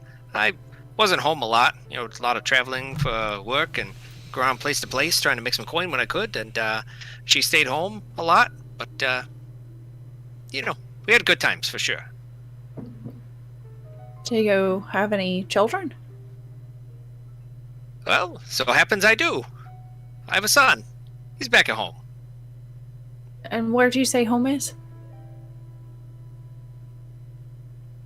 Oh, sorry, trying to find it in my sheet. Where was I? What? I didn't realize we were going to be interrogated. Oh no! For a moment, I thought he was being real dodgy about it. Like, around. Turns out I'm from Multhoon. Right. Oh my god, He was Multhoony the whole Long time. Shadow. You got a little farm where? I'm Oh, sorry. I got a little didn't- farm outside of a farm outside of Long Shadow. Ah. You said your son stayed behind? How old is he? Is he about Aiden's age then? He's a little older than Aaidan. Maybe my age. I'm 23. Yeah, we don't really see eye to eye. He doesn't like that I'm, not home often, and after my wife passed away, I tried to be home a little bit, spend a little bit more time with him, but it was kind of hard because we never really bonded that much, and I don't think we really get along that well. But I'm trying relate to to do that. what I can. I get that. Sometimes it's not easy seeing eye to eye with your father. To answer your question, Josh, with a 27 knowledge geography, you would know Long Shadow is a larger town. I don't know if it's technically a city or not, but it's one of the larger settlements in Nirmathos. It is in the Hollow Hills area, so it would be west of where you currently are. It's kind of it's near the beginning of the Meredith River. So Phaendar was right next to the Meredith River. If you follow that river almost all the way to the Mindspin Mountains, you would hit Long Shadow along the way there. Opposite end of Tamarin. I didn't stick it. Essentially, yes, pretty much. It's pretty much the same latitude as Tamarin, just the opposite side of the country. Mm-hmm. East Coast versus West Coast a little bit. Yeah, from the west side, but yeah. Up west side. But so I mean, with everything going on, I think it kind of slipped the mind. So I guess you got a cousin. It might be nice to meet him sometime. My father was gone too a lot when I was growing up, but I had a lot of respect for him. I knew that he fought for Nirmathis. And I got along very well with my mother and my sister. I was always whiny and a brat. But they were kind to me. And I smile when I think of them. Speak, I hate to ask, but He nods his head. No, they died. I'm sorry to hear that. Me too. Well, what is your favorite color, Aaidan?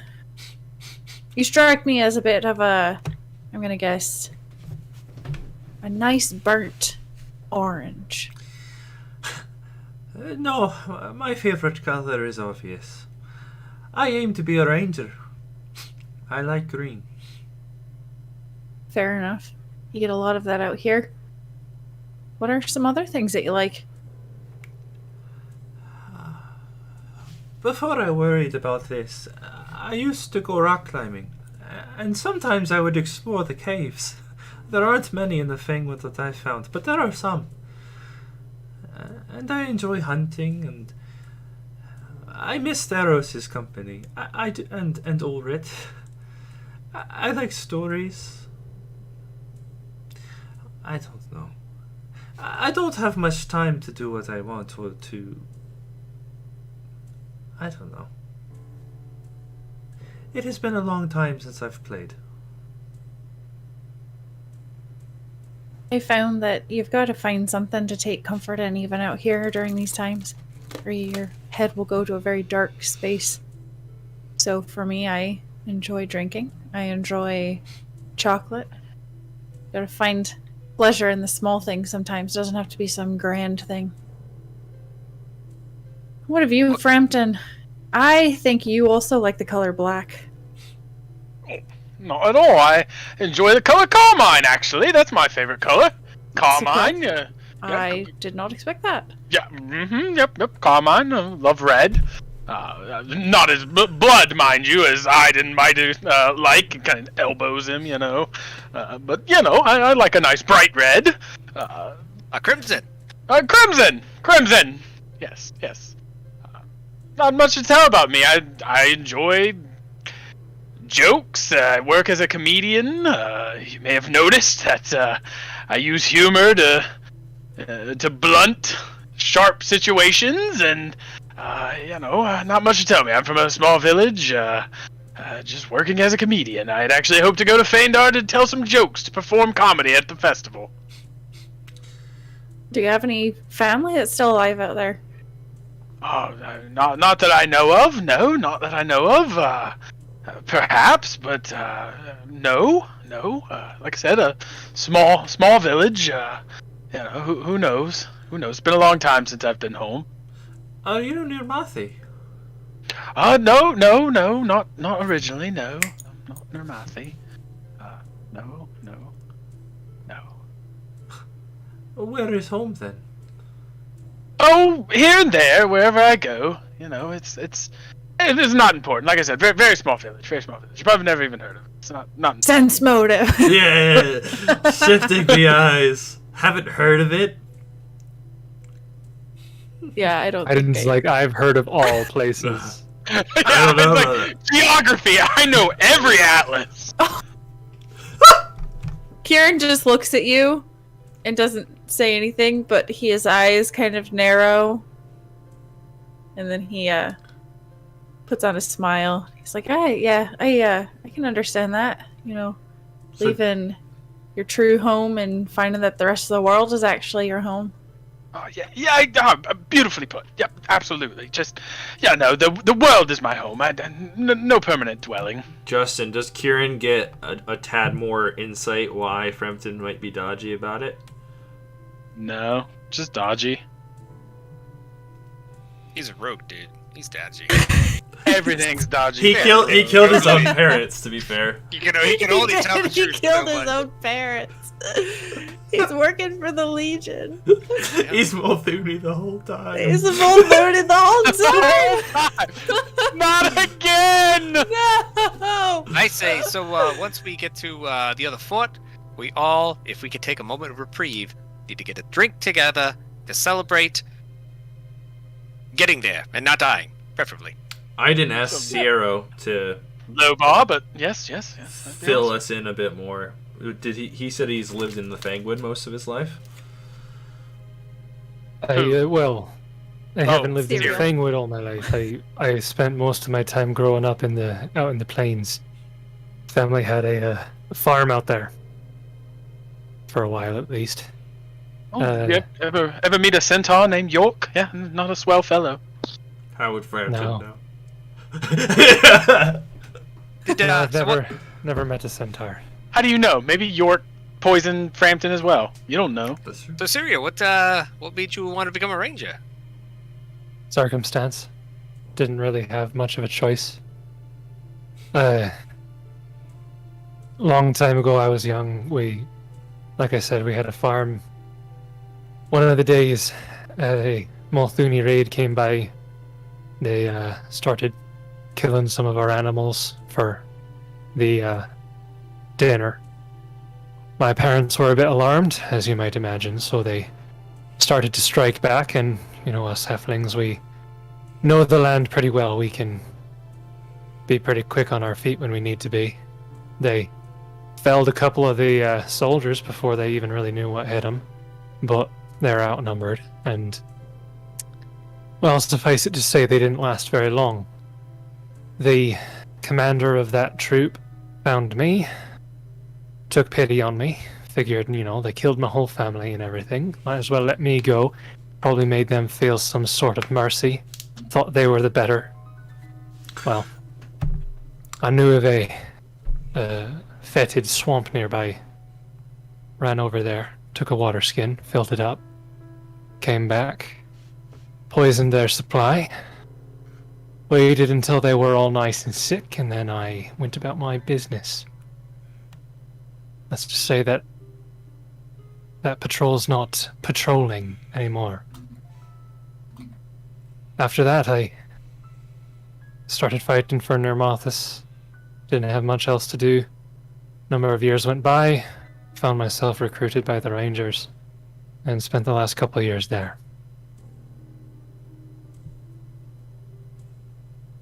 Kieran doesn't really know how to respond to that. Oh, yeah, I mean, man's got to stand up for his principles. Yep, yep.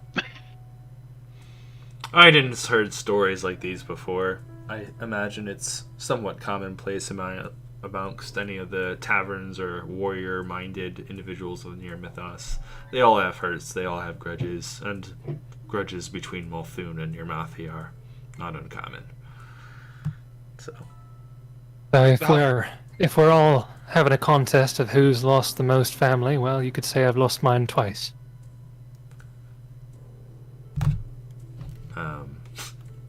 I wasn't playing to win over here. And you can tell as he speaks that he's a bit jaded. And it's probably just because it's been so soon after he was released. But he definitely has a very dark way of looking at things. There's almost like a humor to it. Like, he'll like chuckle at things that are not funny at all, but it's like so dark that he almost makes light of it. Yeah, as he's talking, Kieran just is like awkwardly pulls out one of the bottles of liqueur and like takes a swig and like gestures to Frampton like, do you want some of this? Because this took a turn. He like doesn't know how to respond to this guy like laughing at poisoning these people. And Well, Jessup will make a comment on that, similar like what Aaidan had mentioned before, that, yeah, as a traveling bard, I, go to a lot of different places and hear a lot of stories, so, dark things like that, fortunately is it, something that I seldomly hear, so, it's tragic, but at least we're here for what it's worth. I guess I didn't realize just how bad things were. I grew up hearing about the conflict. It's no stranger to the rest of the world that the two nations don't get along, but when you're just sitting in a classroom hearing about it, it's different than I guess hearing these first-hand stories. Aaidan laughs at that because he remembers Orit, and that was a big part of their fight. How, yeah, the rest of the world is very aware of the conflict between Near Mythos and Multhun, and from Aaidan's perspective at the time, lots of people did nothing about it, So he's remembering that past bit and how he's moved on since then to accept that this is... I think his feeling is this is our burden to bear as he thinks of Nirmathi. You know what I mean? Yeah. And Sirio almost says as much as well. Yeah, like... He kind of has the mindset where he's like, everybody knows it, nobody lifts a finger. It's us against the world. That's right. It is our burden to bear, isn't it? I mean, you have to understand there's conflicts all over. You just expect all the other nations to come to your aid, but everybody's fighting wars against somebody else. I don't expect nothing. Oh, dude. Same page. Yeah. He nods with seriousness. I've come to expect nothing except that I can rely on myself, and maybe an Nirmathi brother.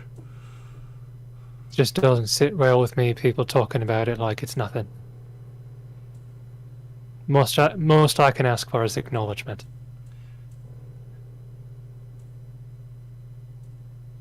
It's always been my goal to kind of go around and add a little extra cheer to the world. I might do it a little different than you guys, but, I try to bring some hope where I can. That's rough, buddy. True freedom. Edge bros. Freedom. I think that this might go down a dark path, but I feel like Sierra, at least from Aaidan's perspective, him and Sierra share a lot in common as far as experience, struggle, hope, desire, and eventually falling something close to apathy and obligation that drives them. Well, you know, the one thing to keep in mind is, you know, you shouldn't be necessarily always doing it necessarily just for, you know, like revenge. You know, just trying to get revenge for yourself and things that had happened. You know, fighting for something you believe in or people that you believe in to help them. You know, that's what I strive for. Fight for the people that can't fight, you know? Not for me, but for everybody else. And don't take this the wrong way, but you know, every side has a story. So I'm hearing your story now, but I'm sure that Multhoon has its own story. Syria laughs. Oh, Like yeah. a dark chuckle. Yeah. Frampton, I think we're up for another joke again. Frampton just tries to do the laugh again. Hang on, I gotta figure out. I gotta figure out how Aidan's gonna process that information. That comment might rub him the wrong way, but I think it doesn't, because he knows of Elwood. He's heard the tale of Elwood. He's heard of them, yeah. I mean, Ulritz sung of him, and Niari revealed that he was Multhuni, but he came round. I mean, I've got nothing against Multhoon. I don't rightly know them that well.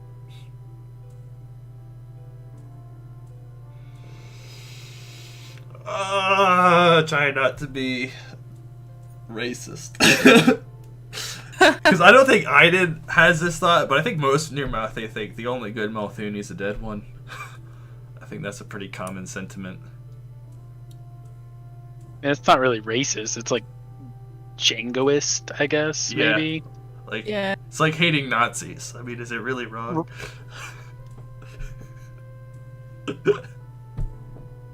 Huh. Kieran is going to like pull out a book from his bag, and he's gonna be like, well, you know, enough of that dark talk.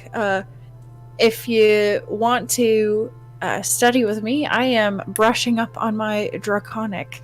I can share with you some of that if any of you are interested in learning a language.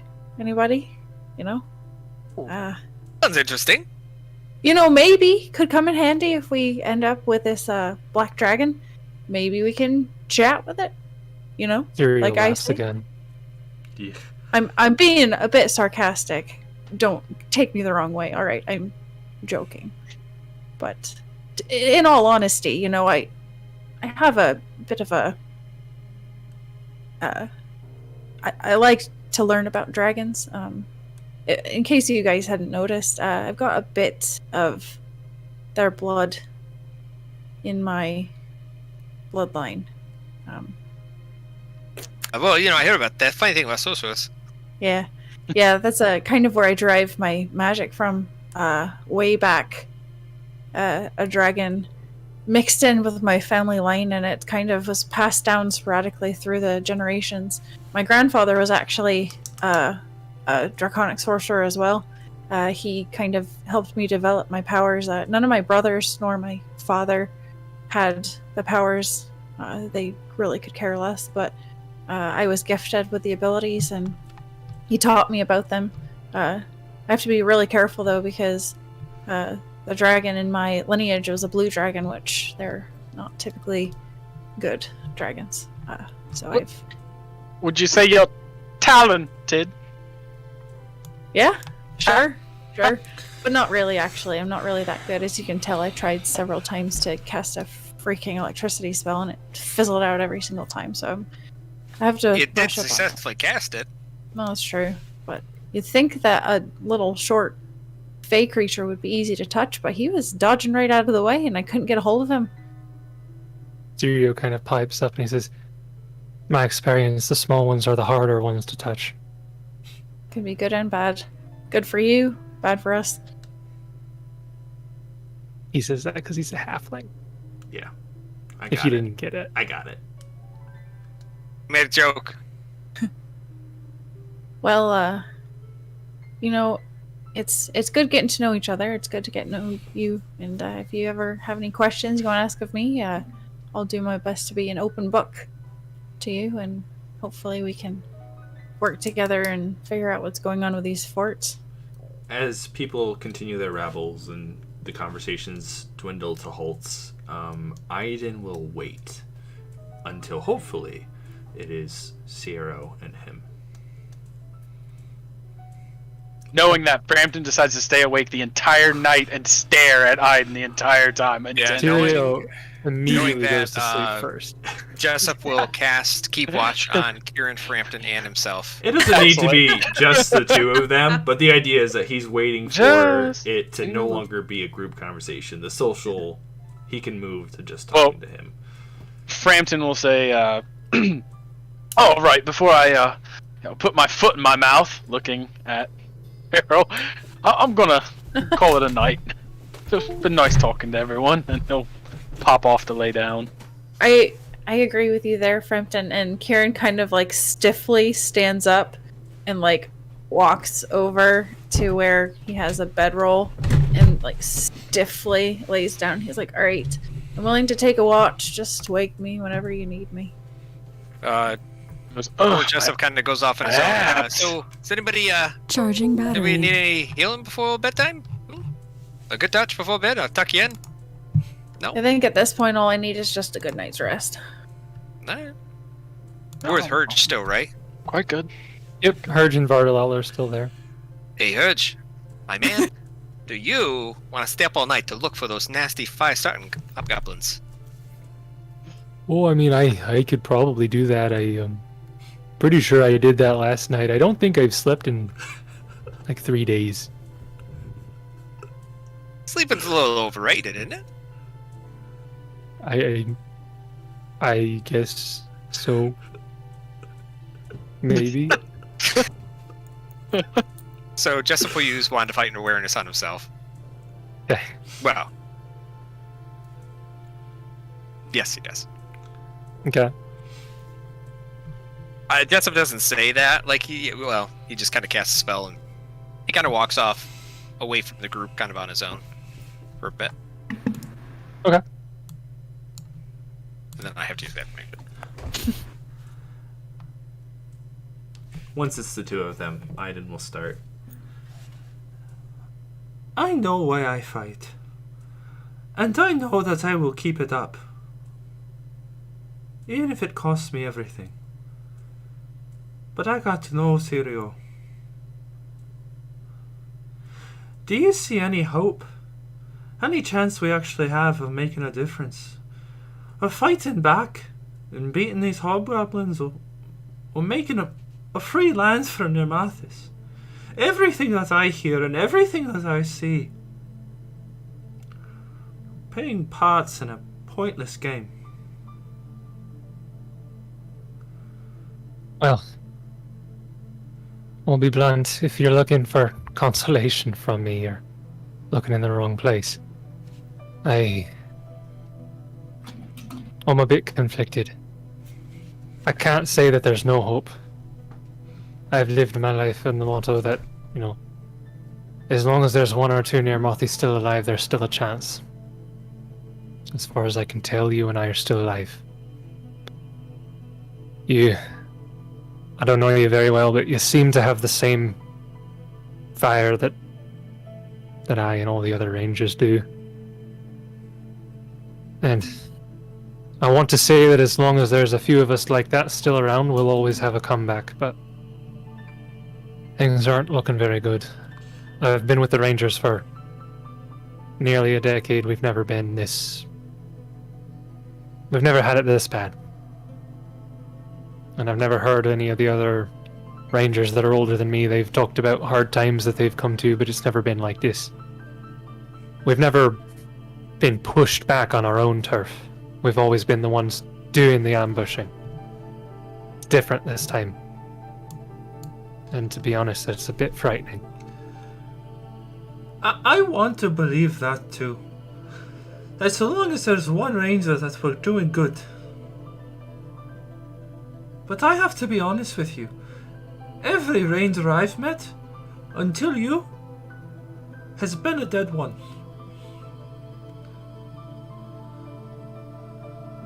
I'm not surprised. I saw what they're capable of. Well, all I can tell you is this. We Rangers, we might get beat down, but there's not a single Ranger that I know that would give up the fight till the very end.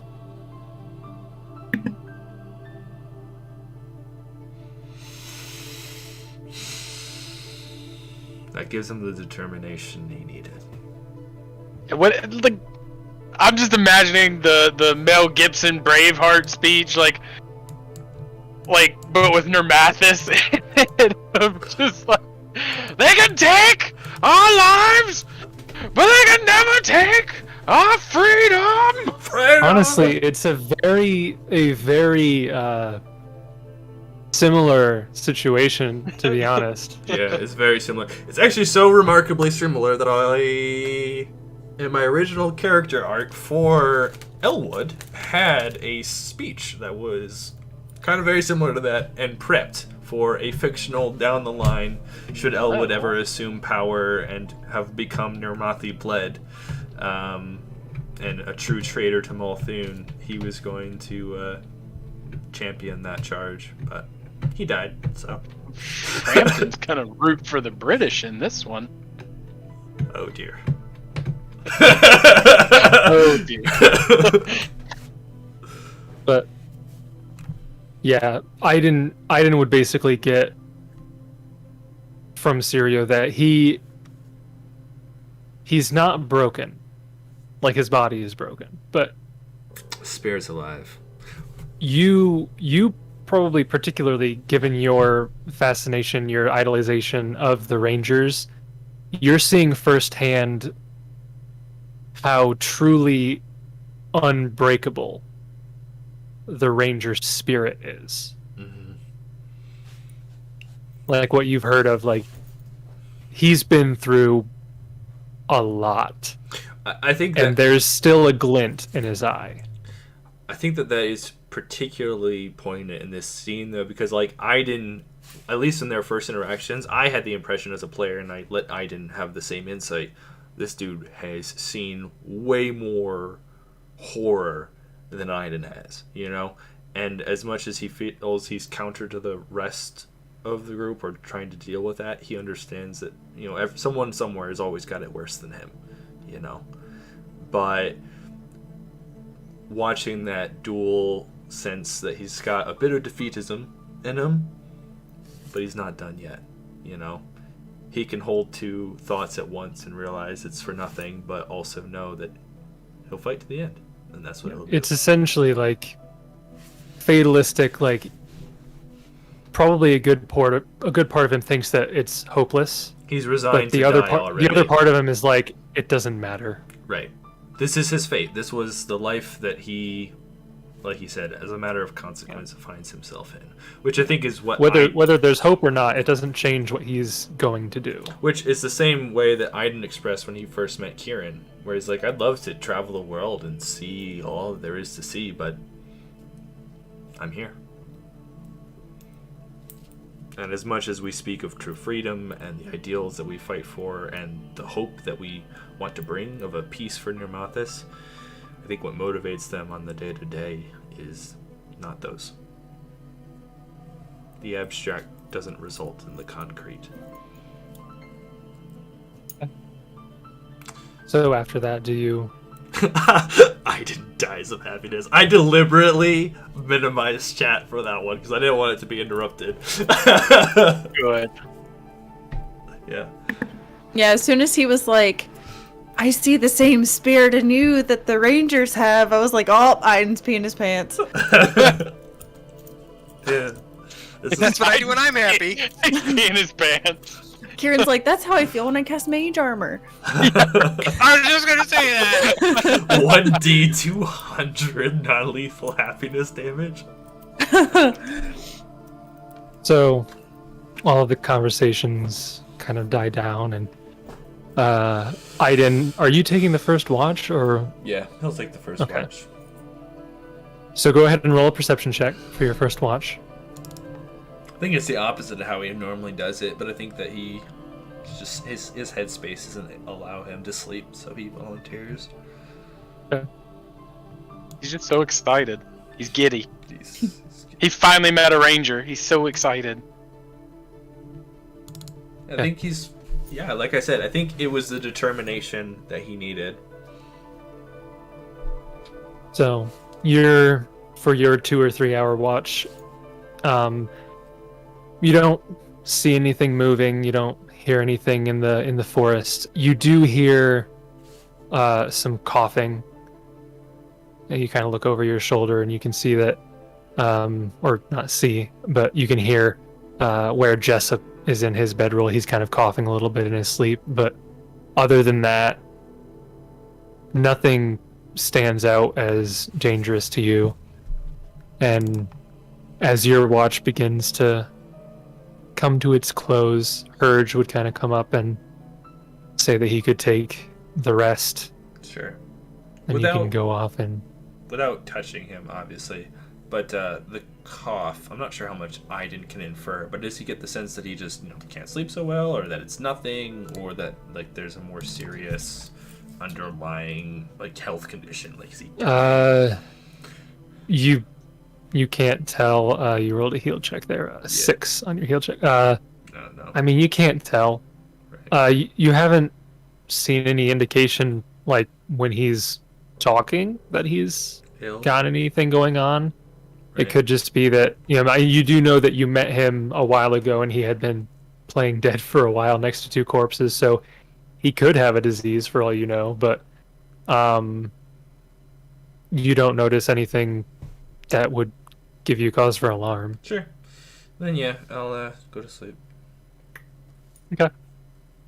And the night passes. Hurge doesn't wake any of you up. He doesn't raise the alarm or anything like that. And the next morning comes, and as the sun begins to rise, you all wake up and you can see Hurge is still there. He's still keeping an eye out. He maybe moved around, started to work on some of the trees or whatnot.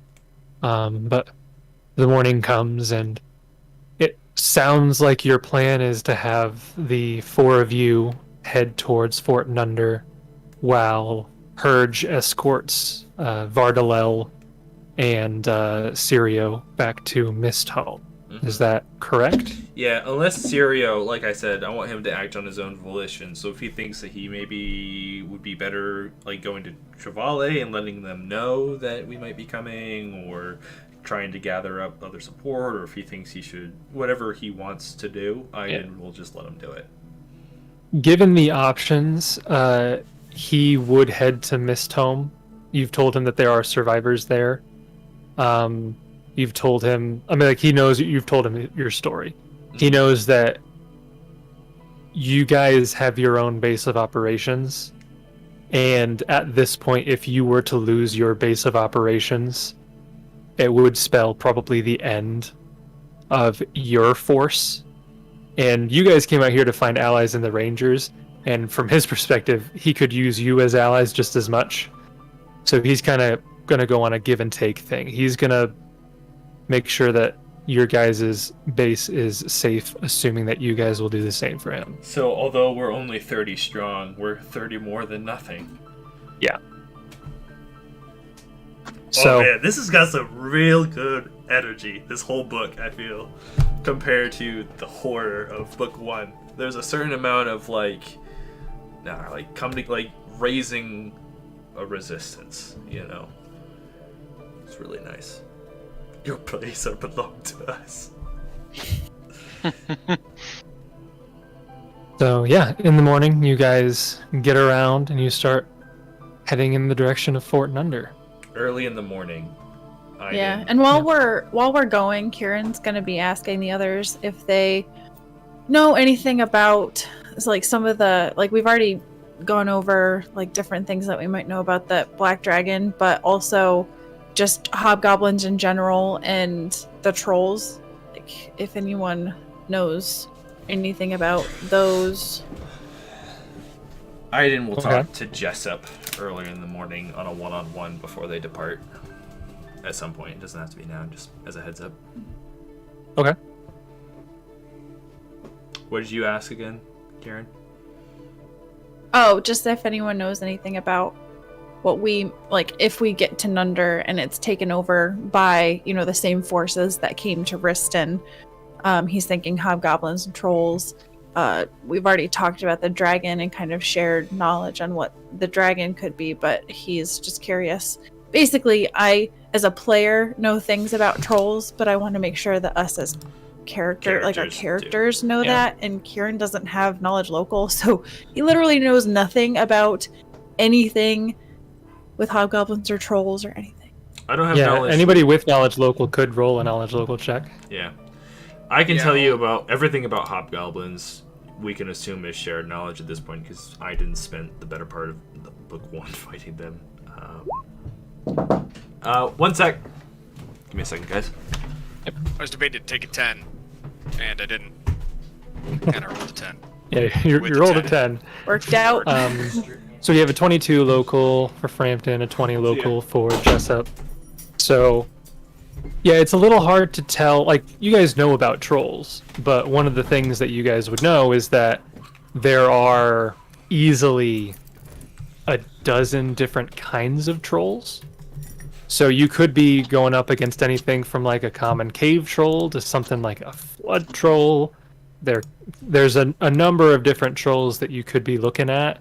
Without seeing one, you wouldn't know which type of troll it is. But yeah, you guys could get one piece of, well, each of you could get one piece of generic troll knowledge if you wanted. Troll knowledge. The more you know. Is it like one for each of us, or?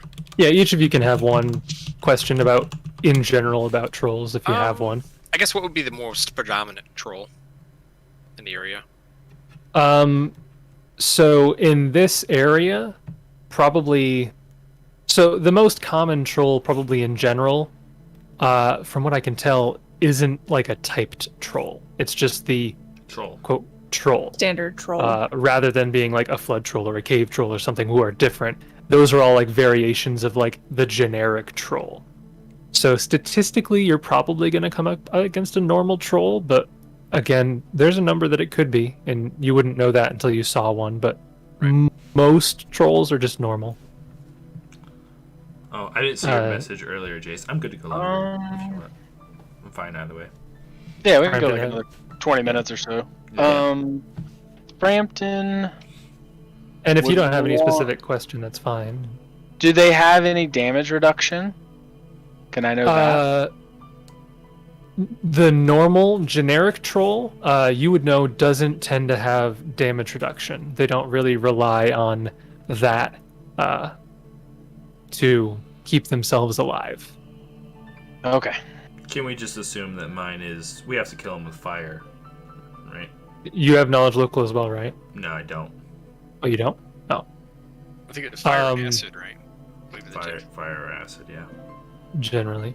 We can use however many questions we have left to just get that if you want. Didn't we have have any any more other questions. questions, did we? You didn't, but Oh, we didn't? No. I think doesn't that fall into the common knowledge of trolls that everybody knows, or there's debate. There's yeah, it's about 50-50 depending who you would ask. we at least Kind of like assume that the common trolls we would know that, but maybe more specialized trolls, if they have something different, we may or may not for that. I would argue that anybody who is of a certain level of adventuring experience would know. But we're not quite there yet. I mean, you're not first level commoners. That's true.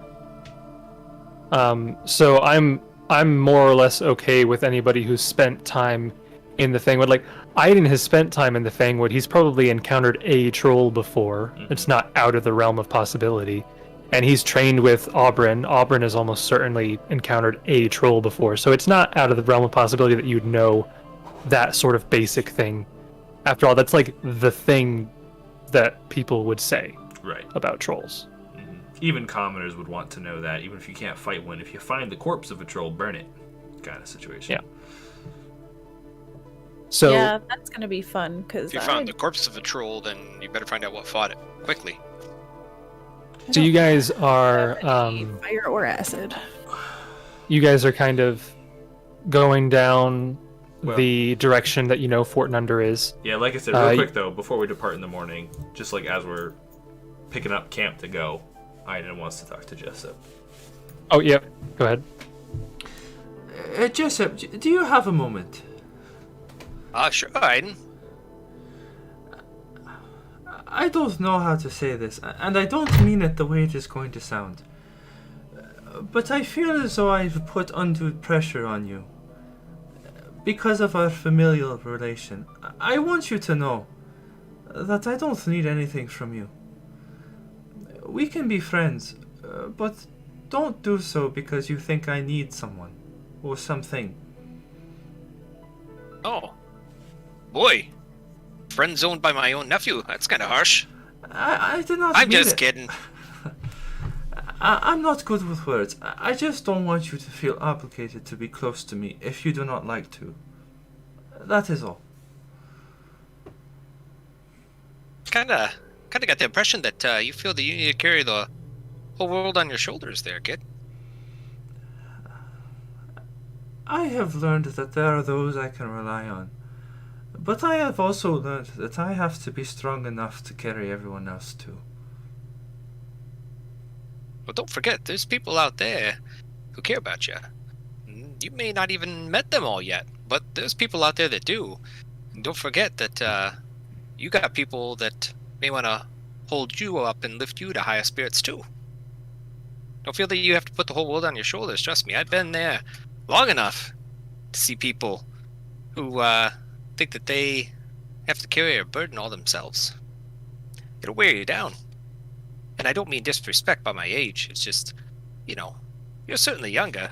And you've definitely seen a lot more than I did, even at my age. When I was your age, I mean. So, He interrupts. you're. But you are right. I am young. I know that I am young. And I have a lot to learn still. I recognize that. I have a lot to learn from many people. I lost my temper yesterday. I do not like not to be heard. But I know that I am still learning. And that is fine with me. I'm still in it too. He just walks right in and gives you a big old bear hug.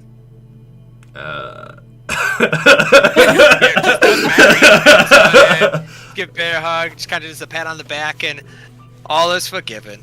Yeah, I Now, didn't. how about we go and we find you some more rangers? He kind of does the whole little punch the chin thing, yeah. Yeah. Yeah.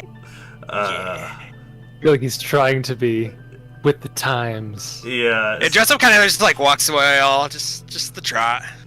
I think Aaidan has one of his moments of insight, and instead of being pissy or annoyed or rude, he is allowing himself to play the role because he realizes it makes Jessup happy. And so he smiles and laughs. Maybe call him Unk. Say, you got it, Unk. Do you? We're not play there the yet. part? We're not there. We're not there. You're like, don't push me. We're not there Yeah, yet. we're not there yet. I mean, Niari and him had quite the relationship, and it took a long time for any degree of mutual understanding to foster. So are you faking the smile? No. I want to he's- see if you're faking the smile. I love how suspicious Jessup is of his nephew. Oh yeah, for sure. No, he sure. he smiles and he laughs at Jessup. Laughs at himself a bit. Yeah, there's no lie. There's nothing to roll against. It's true. Okay. So, you guys make your way through the forest, and you spend the entire day traveling.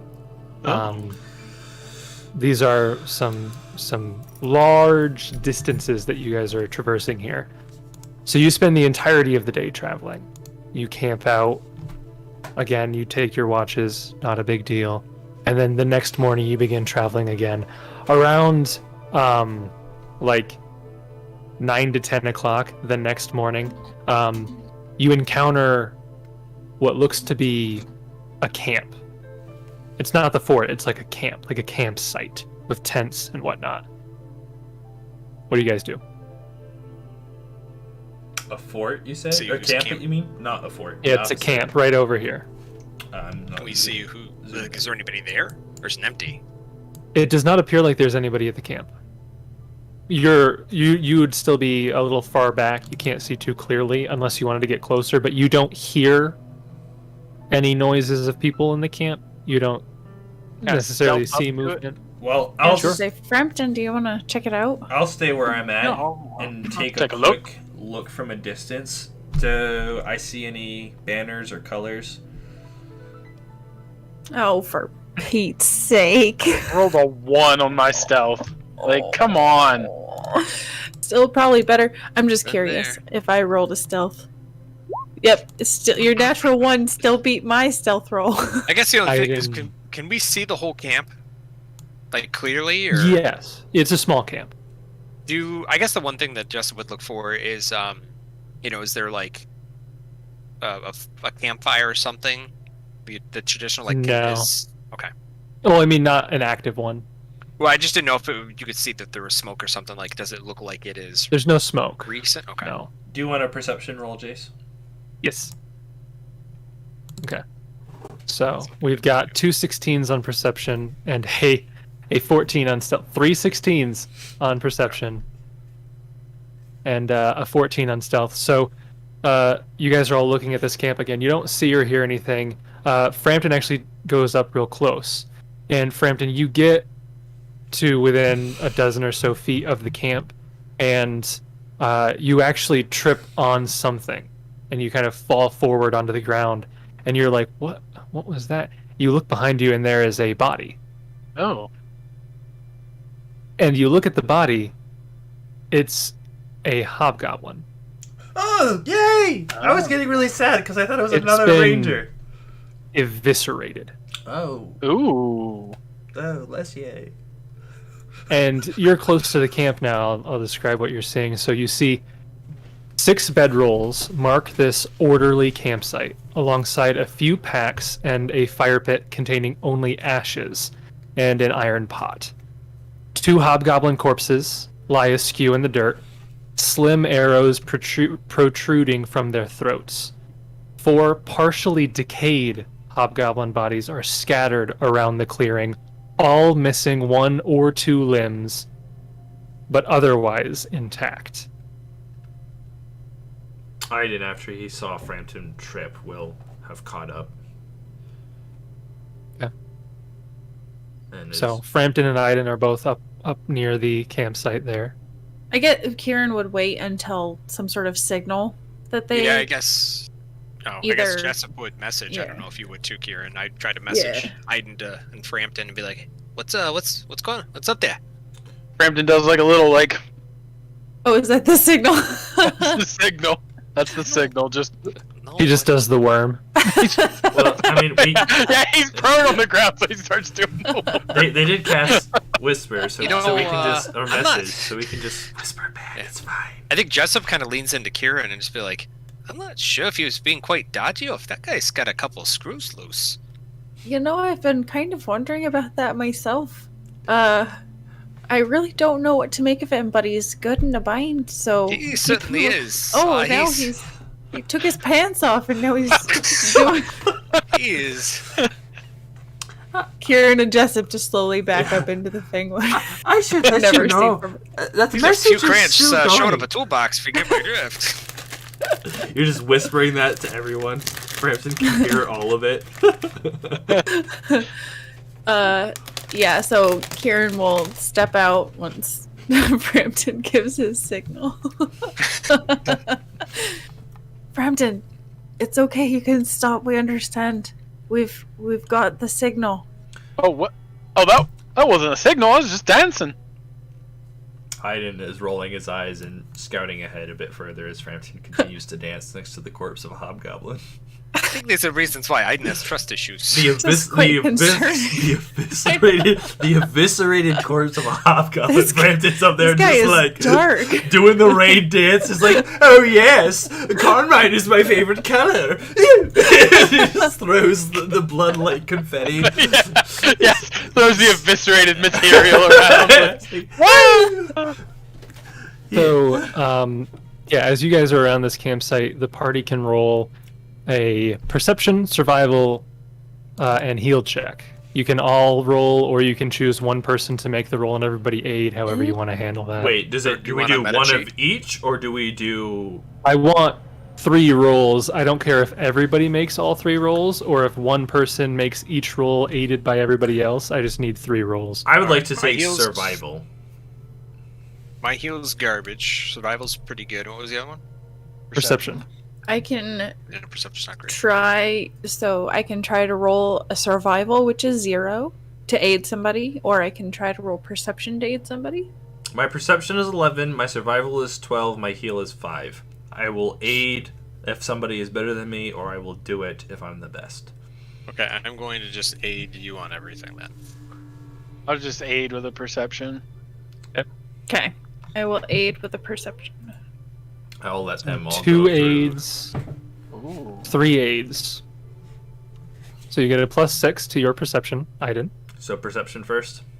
Yep. Okay, so 31. Noted. Now let's do survival. That is with Okay. favored terrain forest. I assume it's not enough of a clearing to make a Yes, difference. you are I'm- still in the forest. Aiding survival with a 10. Okay, so successful aid. Natural 20 successful aid on Jessup. Frampton's still doing the. Yeah, I think Frampton's not aiding on this one, so plus Let's 4. not, So Okay. 28. 28 on survival. Noted. Get with. Yep, that seems about right. He's That just like, sounds about What right. That's a What are we 4 looking for our for? listening audience. And What are we finally doing? a heal check. All right, I can try to heal. I do heal. I mean, I So, do aid 1 with aid. a 17. 2 aids. Yeah. I have the best heal. Frampton does not aid with it. I only have a 1. He is so distracted. So again, you get a +4 on this. So a So 19. 20. 20. Yeah, 20. 20. Yeah. So you hit the DC on all 3. So Very nice. you learn the following information. So DC 18 perception check. Ooh. You find a large tusk that is broken in probably some sort of fight, as well as several thick green-black hairs. With a survival check of well over the DC, you find tracks of 3 large humanoids that are actually coming to and then leaving the camp. And with the heal check, you can tell that the bodies here are at least 3 days old. Now that you have succeeded on the perception and the survival check, I need the party to roll a knowledge local. Again, you can all aid one person or roll cannot. individually. Can I Don't have it. Frampton's still moonwalking. can I in the take some background. time, if the party is okay with it, to prepare a spell? Because I assume I can have an unslotted thing, just like all the other people that can do that. Were you and do aiding it later. Frampton, or were you rolling? All mine were aids. All of them. Okay. I don't have knowledge, Josh, so- you can choose to leave slots open, but you would have to do that in the morning when you prepare spells. So that's Right. up to you. Yeah, that's what I Um, I always assume, because I have 2 now, so I assume that I do lead blades and I leave 1 open if I want to do nature's bat, or like depending on the situation. Okay. So And Jessup, that would be a +2 to your roll on knowledge local. He was Okay. aiding you. So it's just us 2. Yep. Nice. Yeah, boy. Okay. 25 plus the aid, and because you found both of those clues, you get another +2 circumstance, so that's a 29. DC Uh, 30. So you are able to clearly identify these hairs and this tusk and these tracks. They are all troll activity. I figured as Over much. that. So So they it seems that the trolls may have killed the fought hobgoblins? with the hobgoblins. Oh, That's maybe. weird. they're probably hungry. Or maybe they were only working with the hobgoblins and then stabbed them in the back and took over. Sounds real intelligent for a troll. Yeah, that's true. Or they were the trolls that weren't with the main camp. Maybe it was just random trolls. Oh. Can we tell by? random I mean, I don't troll. know by this. Do those hairs match a particular type of troll? Like, is that the standard troll, or is that odd? This is pretty much confirmation that these are like the normal trolls. You're not dealing with like any cave trolls or like anything like that. These are standards. Can I spend 11 minutes, if the party is okay with it, to We gotta go. prepare Immediately. to prepare a spell and then spend a minute to cast it, because it has a minute casting time, I think it is, which is crazy. 11 minutes of Frampton dancing. I guess if he wants to do that, it's fine. I'm just going to check inside the tents and the corpses. Is there anything useful? Frampton is fatigued. I was just about to write that. Yeah. Yeah, I was gonna say, he is 40. I mean, dancing for 12 straight minutes. Yeah. So, as Aaidan is preparing this spell, Jessup, you're going through all of the gear here, and you would find, so the Hobgoblin's gear, all of this is like cleaned and neat. So, despite there being a battle, they might have been caught off guard because there's not a lot of disarray here. The campsite's still pretty neat. You could find 6 bedrolls, 6 mess kits, 6 water skins, heavy blankets, 36 days worth of trail rations if you needed more trail rations, 200 feet of silk rope if you wanted some extra rope. There are 6 light steel shields if you wanted a light steel shield, 5 long swords if you wanted a long sword, 5 long bows and 70 arrows, and 1 particularly well-made short bow. Do any of the longswords have the masterwork or magical qualities to them? I If detect magic. you Yeah. detect magic, only the short bow seems to be special. I can roll me a Spielkraft. Well, hold on. Hold your horses there, kiddo. Let me see if I can help you with that. Your horses. Yeah, you're on your own. 22. 22. Jessup's looking at one of the longbows. I'm not just quite sure what's going on here. No, Jessup, I'm talking about this one here. This one's the one that's magic, not that. That's mundane. You Quit are looking at Frampton. He's just off doing his own thing. Wait, Focus. yeah, I knew that. you are able to identify this as a +1 short bow. Aaidan, this Well- is a +1. It's magic. Don't know if that's better than what You you did got. throw that. It's functionally not better, if I'm not mistaken, right, Jace? Because I have a masterwork composite longbow. Plus, what's the strength rating with the short bow? It's not composite. So It's just a +1 short bow. so I couldn't add my strength to it. Yeah, you don't add your strength to it. You don't need a strength score to use it. It's just a standard short bow, but it's +1. Yeah, that's not as good because I have a masterwork composite, but I also have the bracers of archery. So it functionally. Yeah, the bracers of archery would make any of you proficient with its use if you wanted to use it and didn't have proficiency. He'll volunteer that information and say that they are a gift from an old friend of his, but he'd be willing, if they were put to good use, for it to go to someone else. Yeah, but for Aaidan's circumstances, this is not as good as what he has. Despite it being Except if we magical. fight incorporeals. Actually, Sure. so Jessup does have a regular, just a masterwork short bow. Would my arcane strike with that? Arcane strike stack with the +1? Yeah. I think so. Yeah, because it just says for 1 round your weapon deals +1 damage and treated as magic for the purposes of overcoming damage reduction. Yeah, it doesn't say it's like an enhancement bonus. Okay. So, So yeah. I mean, yeah, that's actually a little better than what I got here. It's yours then. Take it. Oop, I have that's no what I had. use The strings of diplomacy. Oh, right. sorry. Yeah. Gonna Does that name this hit? one Is it 24 hit? the strings of intimidation. 24 does hit Aaidan. Aaidan, Misfire, you take 3 points misfire. of piercing damage. It's only 3 No, just points kidding. of damage. But yeah, this would essentially Still increase. more damage than the shocking grasp. Yeah, this would essentially increase your damage by 1, Jessup. Technically not. Just that it Jolt. never hit. Wait, how much? No, you did too. There's the jolt. That was the jolt. That was Oh. a cantrip. The shocking grasp, like both times, did a lot more damage, but I just couldn't hit the touch, or I lost the spell. So It's just Master +1. after spending some time to regain his focus and kind of the way I see it is very zen, as he kind of just sits and quietly meditates and listens to While Frampton dances around him.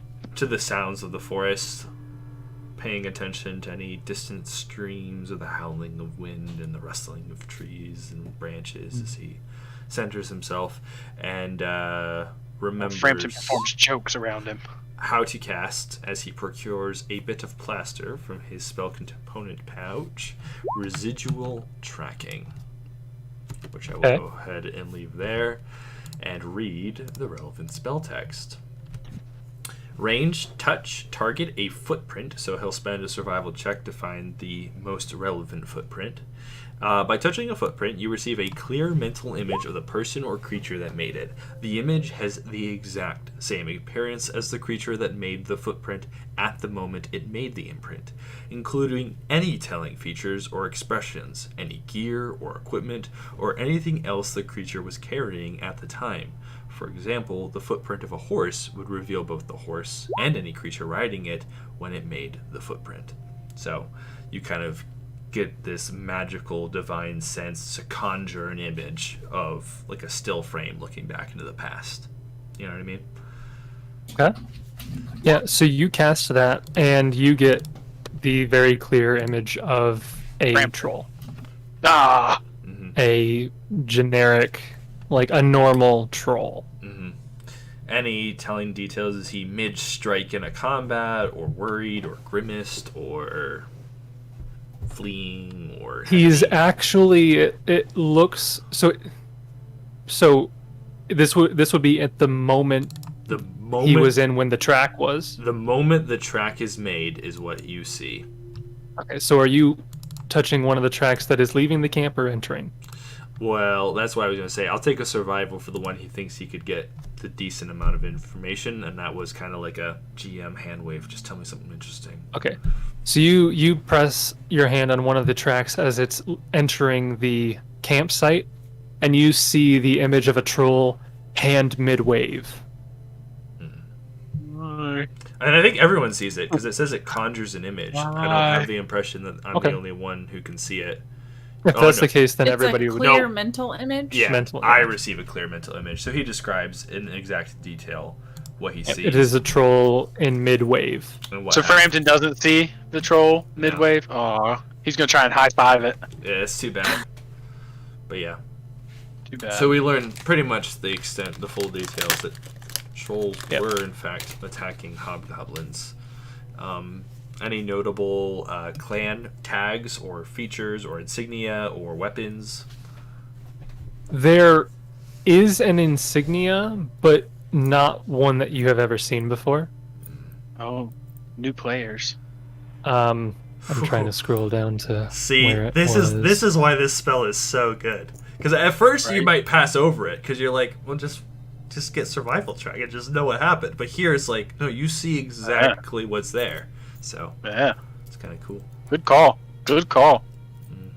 I like it.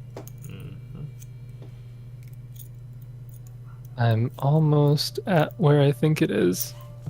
You better hurry up. Does he describe the insignia to us so Okay. that we might be able to do a knowledge local? He'll to trace know it in the Gamemaster? ground if he can. Goodness gracious, they didn't write this in the very easiest place to find. I know they describe it here, but at this paragraph they're not describing it.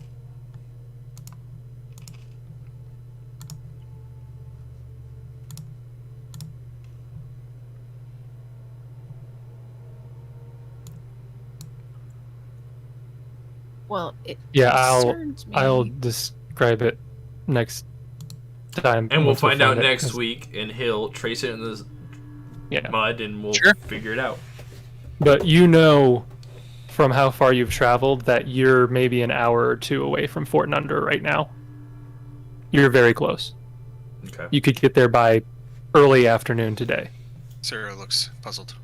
Oh, I'm thinking. I assume we'll get there, but I think that we'll probably want that information before we continue. So Unless you had something, another more convenient spot you wanted us to get to, Jason. I'm just trying to understand. So the mental image made it look like the troll was waving, like they were friendlies when they came in here, but then it must have all just been a farce. Oh, waving, you said? Waving. Oh, I thought you Yeah, meant like, like... hey! Oh, no, I thought you meant Okay, here it like is, here. waving a Symbol- sword at them. The symbol is a large X and a pair of menacing eyes above it. You've never seen this symbol before. He'll describe and trace as best he can. Does any of the party know it? It's a knowledge nobility roll. None of you have seen it before. Aw, balls. So there's no knowledge check that we could do for that. No. Nope. You just don't know. No, you've never seen it before. So you're saying the DC is like 30 or something? I'm saying the DC is impossible. So you're saying the DC is like 50? So you're telling me there's a chance. There's There a is chance. no universe in which any of your characters have seen this symbol before. That's not... I'm sure there's a universe. There isn't. That's quite a broad statement, Jason. Yeah, that's a It's broad, accurate. that's a broad stroke to paint there, buddy. Subscribe to the multiverse theory, then there's clearly one where Frampton Yeah. was born a troll. No, Kieran brings up a good point, though. They were friendly, but clearly they had a scuffle afterwards. Clearly there was a kerfuffle. Like, when he's waving, his expression seems amicable, at best. Roll a sense motive. Just you. Good thing. Can I help? Can I aid him if he describes any of the facial expressions? Unfortunately, no. He No. mimics him. We're playing a game of charades over here. 6. Meh. Has a friendly face. That's all you can tell. I don't like this. It seems like there's something shifty going on here. If what Aaidan saw is a troll welcoming the others, and then now we find these hobgoblins dead, makes me think that the trolls were hiding their true motives. Certainly looks like the trolls killed the hobgoblins, which is weird because they were working together at Riston. Something must have happened within their ranks. I don't know what this means for us, and I am not one to side with optimism. But we don't have enough to make any claims. Perhaps they are at odds with each other, perhaps this is unrelated, perhaps I read it wrong. My skills are good with tracking, but I am not perfect. You know, when we met, Kieran, I could not follow your trail the first time. Well, that was not for lack of trying. I was using some aids that would have made it nearly impossible. So let's not jump to any conclusions. But let's pocket this information. It might prove valuable. I do not know. I like to think the trolls are on our side now. Like I If I said, know anything about trolls, I'd say that's not likely. I'm not one Hey, to optimism. Odd can wish, can he? Canteen half full. Come on, guys. But that's not even that, Jessup. That's bollocks. There's no way. So do you guys head on towards Fort Under? Mm-hmm. Or Yeah. do you run away? How many bodies? Goblin? 6. Hobgoblin? 6? Okay. And we couldn't deduce from the tracks a general number of trolls. No, that's probably pretty hard. It's been 3 days. You rolled fairly well. 2 or 3? Hard to say Thanks. exactly, but 2 or 3. A small unit. Trolls definitely were able to beat 6 hobgoblins. I mean, we've been able to take Oh, on especially if they got the jump on them too. 12. Yeah. Oh, and they didn't have the means to put him down. Yeah, that's true. They could have died and just come back. Yeah, Without- you saw a broken tusk. Hey, we Fire. killed you guys. Hell, you did, but too bad. We found a broken tusk, So- too, right? Yeah. I forgot trolls have tusks. When you described this, I was thinking orcs. I was like, what are orcs No. doing here? This is not orc No. adventure. Trolls. You Trolls. really failed your local check, didn't you? Trolls in Pathfinder look like what? Do we have an image? Maybe when you see one. Yeah, I was gonna say. When? Maybe next week. And we'll see you next week. So do you guys continue on to Fort Under then? Yes. Yes. Yeah, there's nothing else of note in this area. Running Not really. blazingly through the forest, no holds bar, just going. Yeah, I joined Frampton and hard. start streaking with him just because it seems Yes, like fun. we moonwalk the entire way backwards. Does grace be with us? The stars that- guide our path. That guy from One Piece. I found the wrong fort again. This was K Fort Under. Dag Oh, nabbit! jeez. Oh, Why do they so- have similar names for their stupid Oh, this happens forts? all the time. You're looking for Fortune Under. They're on the other side of the mountain. This is Cave Fortune Under. So you guys continue for, like I said, another hour or two. It's about 2 o'clock by the time you guys get here. And you find yourselves in a small clearing looking at a large stone fortress whose walls, 15 feet high, have been crumbled into piles of stone. Perfect. And that's where we'll pick it up next week. Perfect. Uh, Excellent. I expected this as much. Do we find black scales everywhere? Or maybe we find red scales this time? Maybe there's 2 dragons. Oh, that'd be really one went bad. the other way, one went to this place. Maybe there's some ghosts. Let's just throw in some specters Hey, and wraiths. might but this have time he's not fought going to off. make us do math. He's going to make us do chemistry. I gotta be honest. I hate chemistry. This isn't going to go well. Great session, everyone. Also, if you tuned in to listen now or later, thank you so much for sticking around. I think we're going to call it a night. But I gotta say, there's a certain level of mystery that I did not expect for this adventure path, which has been kind of fun as we uncover what happened and what's really going on. What's really going on? For Malthoon! Will Aaidan meet a ranger that is fully intact and alive? We'll see next time. Formal food? Oh dear God.